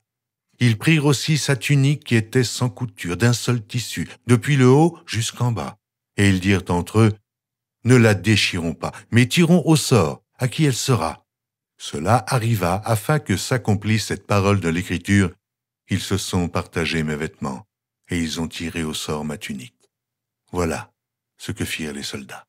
Près de la croix de Jésus se tenait sa mère, et la sœur de sa mère, Marie, femme de Clopas, et Marie de Magdala.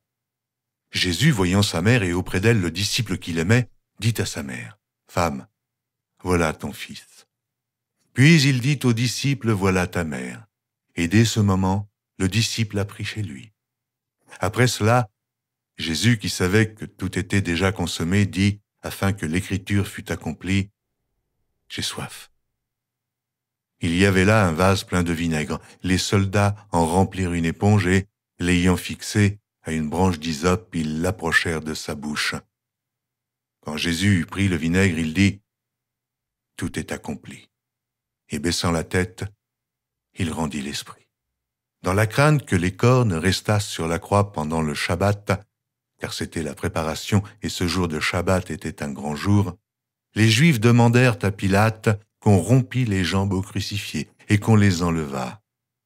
Les soldats vinrent donc et ils rompirent les jambes au premier, puis à l'autre, qui avait été crucifié avec lui. S'étant approchés de Jésus et le voyant déjà mort, ils ne lui rompirent pas les jambes. Mais un des soldats lui perça le côté avec une lance et aussitôt, il sortit du sang et de l'eau. Celui qui l'a vu en a rendu témoignage et son témoignage est vrai. Et il sait qu'il dit vrai, afin que vous croyiez aussi. Ces choses sont arrivées afin que l'Écriture fût accomplie. Aucun de ces os ne sera brisé. Et ailleurs, l'Écriture dit encore, ils verront celui qu'ils ont percé. Après cela, Joseph d'Arimathée, qui était disciple de Jésus, mais en secret, par crainte des Juifs, demanda à Pilate la permission de prendre le corps de Jésus, et Pilate le permit. Il vint donc et prit le corps de Jésus. Nicodème, qui, auparavant, était allé de nuit vers Jésus, vint aussi, apportant un mélange d'environ 100 livres de myrrhe et d'aloès.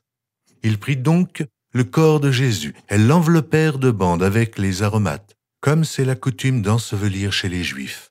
Or, il y avait un jardin dans le lieu où Jésus avait été crucifié, et dans le jardin, un sépulcre neuf, où personne encore n'avait été mis. Ce fut là qu'ils déposèrent Jésus à cause de la préparation des Juifs, parce que le sépulcre était proche. Jean, chapitre 20. Le premier jour de la semaine, Marie de Magdala se rendit au sépulcre dès le matin, comme il faisait encore obscur, et elle vit que la pierre était ôtée du sépulcre. Elle courut vers Simon-Pierre et vers l'autre disciple que Jésus aimait et leur dit, « Ils ont enlevé du sépulcre le Seigneur, et nous ne savons où ils l'ont mis. » Pierre et l'autre disciple sortirent et allèrent au sépulcre. Ils couraient tous deux ensemble, mais l'autre disciple courut plus vite que Pierre et arriva le premier au sépulcre. S'étant baissé, il vit les bandes qui étaient à terre. Cependant, il n'entra pas. Simon, Pierre, qui le suivait, arriva et entra dans le sépulcre. Il vit les bandes qui étaient à terre, et le linge qu'on avait mis sur la tête de Jésus, non pas avec les bandes, mais plié, dans un lieu à part. Alors l'autre disciple, qui était arrivé le premier au sépulcre, entra aussi, et il vit, et il crut, car il ne comprenait pas encore que, selon l'Écriture, Jésus devait ressusciter des morts, et les disciples s'en retournèrent chez eux. Cependant, Marie se tenait dehors près du sépulcre et pleurait. Comme elle pleurait, elle se baissa pour regarder dans le sépulcre, et elle vit 2 anges vêtus de blanc, assis à la place où avait été couché le corps de Jésus, l'un à la tête, l'autre aux pieds. Ils lui dirent, « Femme, pourquoi pleures-tu » Elle leur répondit, « Parce qu'ils ont enlevé mon Seigneur, et je ne sais où ils l'ont mis. » En disant cela, elle se retourna, et elle vit Jésus debout. Mais elle ne savait pas que c'était Jésus. Jésus lui dit, « Femme, pourquoi pleures-tu ?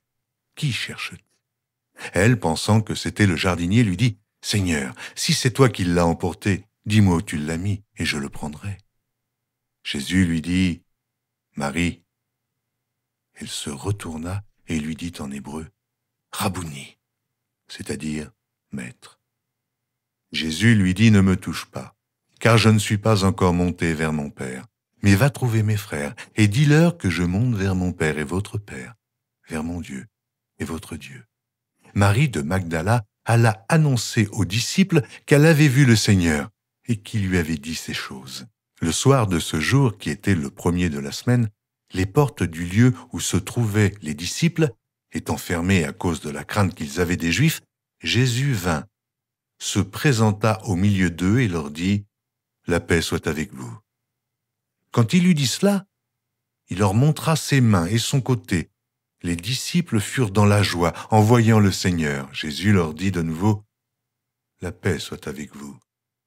Comme le Père m'a envoyé, moi aussi je vous envoie. » Après ces paroles, il souffla sur eux et leur dit, « Recevez le Saint-Esprit. Ceux à qui vous pardonnerez les péchés, ils leur seront pardonnés. Et ceux à qui vous les retiendrez, ils leur seront retenus. » Thomas, appelé Didyme, l'un des 12, n'était pas avec eux lorsque Jésus vint. Les autres disciples lui dirent donc, « Nous avons vu le Seigneur. » Mais il leur dit, « Si je ne vois dans ses mains la marque des clous, et si je ne mets mon doigt dans la marque des clous, et si je ne mets ma main dans son côté, je ne croirai point. » 8 jours après, les disciples de Jésus étaient de nouveau dans la maison et Thomas se trouvait avec eux. Jésus vint. Les portes étant fermées, se présenta au milieu d'eux et dit, « La paix soit avec vous. » Puis il dit à Thomas, « Avance ici ton doigt, et regarde mes mains. Avance aussi ta main, et mets-la dans mon côté, et ne sois pas incrédule, mais crois. » Thomas lui répondit, « Mon Seigneur et mon Dieu. » Jésus lui dit, « Parce que tu m'as vu, tu as cru. Heureux ceux qui n'ont pas vu et qui ont cru. » Jésus a fait encore en présence de ses disciples beaucoup d'autres miracles qui ne sont pas écrits dans ce livre. Mais ces choses ont été écrites afin que vous croyiez que Jésus est le Christ, le Fils de Dieu, et qu'en croyant, vous ayez la vie en son nom. Jean, chapitre 21. Après cela, Jésus se montra encore aux disciples sur les bords de la mer de Tibériade. Et voici de quelle manière il se montra. Simon-Pierre, Thomas appelé Didyme, Nathanaël de Cana en Galilée, les fils de Zébédée et 2 autres disciples de Jésus étaient ensemble. Simon, Pierre leur dit, « Je vais pêcher. » Ils lui dirent, « Nous allons aussi avec toi. » Ils sortirent et montèrent dans une barque, et cette nuit-là, ils ne prirent rien. Le matin étant venu, Jésus se trouva sur le rivage, mais les disciples ne savaient pas que c'était Jésus. Jésus leur dit, « Enfants, n'avez-vous rien à manger ?» Ils lui répondirent, « Non. » Il leur dit, « Jetez le filet du côté droit de la barque et vous trouverez. » Ils le jetèrent donc, et ils ne pouvaient plus le retirer à cause de la grande quantité de poissons. Alors le disciple que Jésus aimait dit à Pierre, « C'est le Seigneur !» Et Simon-Pierre, dès qu'il eut entendu que c'était le Seigneur, mit son vêtement et sa ceinture, car il était nu, et se jeta dans la mer. Les autres disciples vinrent avec la barque, tirant le filet plein de poissons, car il n'était éloigné de terre que d'environ 200 coudées. Lorsqu'ils furent descendus à terre, ils virent là des charbons allumés, du poisson dessus et du pain. Jésus leur dit, « Apportez des poissons que vous venez de prendre. » Simon-Pierre monta dans la barque et tira à terre le filet plein de 153 grands poissons. Et quoiqu'il y en eût tant, le filet ne se rompit point. Jésus leur dit, « Venez manger. » Et aucun des disciples n'osait lui demander, « Qui es-tu » sachant que c'était le Seigneur. Jésus s'approcha, prit le pain et le rendonna. Il fit de même du poisson. C'était déjà la 3e fois que Jésus se montrait à ses disciples depuis qu'il était ressuscité des morts. Après qu'ils eurent mangé, Jésus dit à Simon-Pierre, « Simon, fils de Jonas, m'aimes-tu plus que ne m'aime ceux-ci » Il lui répondit, « Oui, Seigneur, tu sais que je t'aime. » Jésus lui dit, « Paie mes agneaux. » Il lui dit une seconde fois, « Simon, fils de Jonas, m'aimes-tu » Pierre lui répondit, « Oui, Seigneur, tu sais que je t'aime. » Jésus lui dit, « Paie mes brebis. » Il lui dit pour la 3e fois, « Simon, fils de Jonas, m'aimes-tu » Pierre fut attristé de ce qu'il lui avait dit pour la 3e fois, « M'aimes-tu » Et il lui répondit, « Seigneur, tu sais toutes choses, tu sais que je t'aime. » Jésus lui dit, « Paie mes brebis. En vérité, je te le dis, quand tu étais plus jeune, tu te saignais toi-même et tu allais où tu voulais. Mais quand tu seras vieux, tu étendras tes mains et un autre te ceindra et te mènera où tu ne voudras pas. » Il dit cela pour indiquer par quelle mort Pierre glorifierait Dieu, et ayant ainsi parlé, il lui dit, « Suis-moi. » Pierre, s'étant retourné, fit venir après eux le disciple que Jésus aimait, celui qui, pendant le souper, s'était penché sur la poitrine de Jésus et avait dit, « Seigneur, qui est celui qui te livre ?» En le voyant, Pierre dit à Jésus, « Et celui-ci, Seigneur, que lui arrivera-t-il » Jésus lui dit, « Si je veux qu'il demeure jusqu'à ce que je vienne, que t'importe? Toi, suis-moi. » Là-dessus, le bruit courut parmi les frères que ce disciple ne mourrait point. Cependant, Jésus n'avait pas dit à Pierre qu'il ne mourrait point, mais « Si je veux qu'il demeure jusqu'à ce que je vienne, que t'importe ?» C'est ce disciple qui rend témoignage de ces choses et qui les a écrites, et nous savons que son témoignage est vrai. Jésus a fait encore beaucoup d'autres choses. Si on les écrivait en détail, je ne pense pas que le monde même pût contenir les livres qu'on écrirait.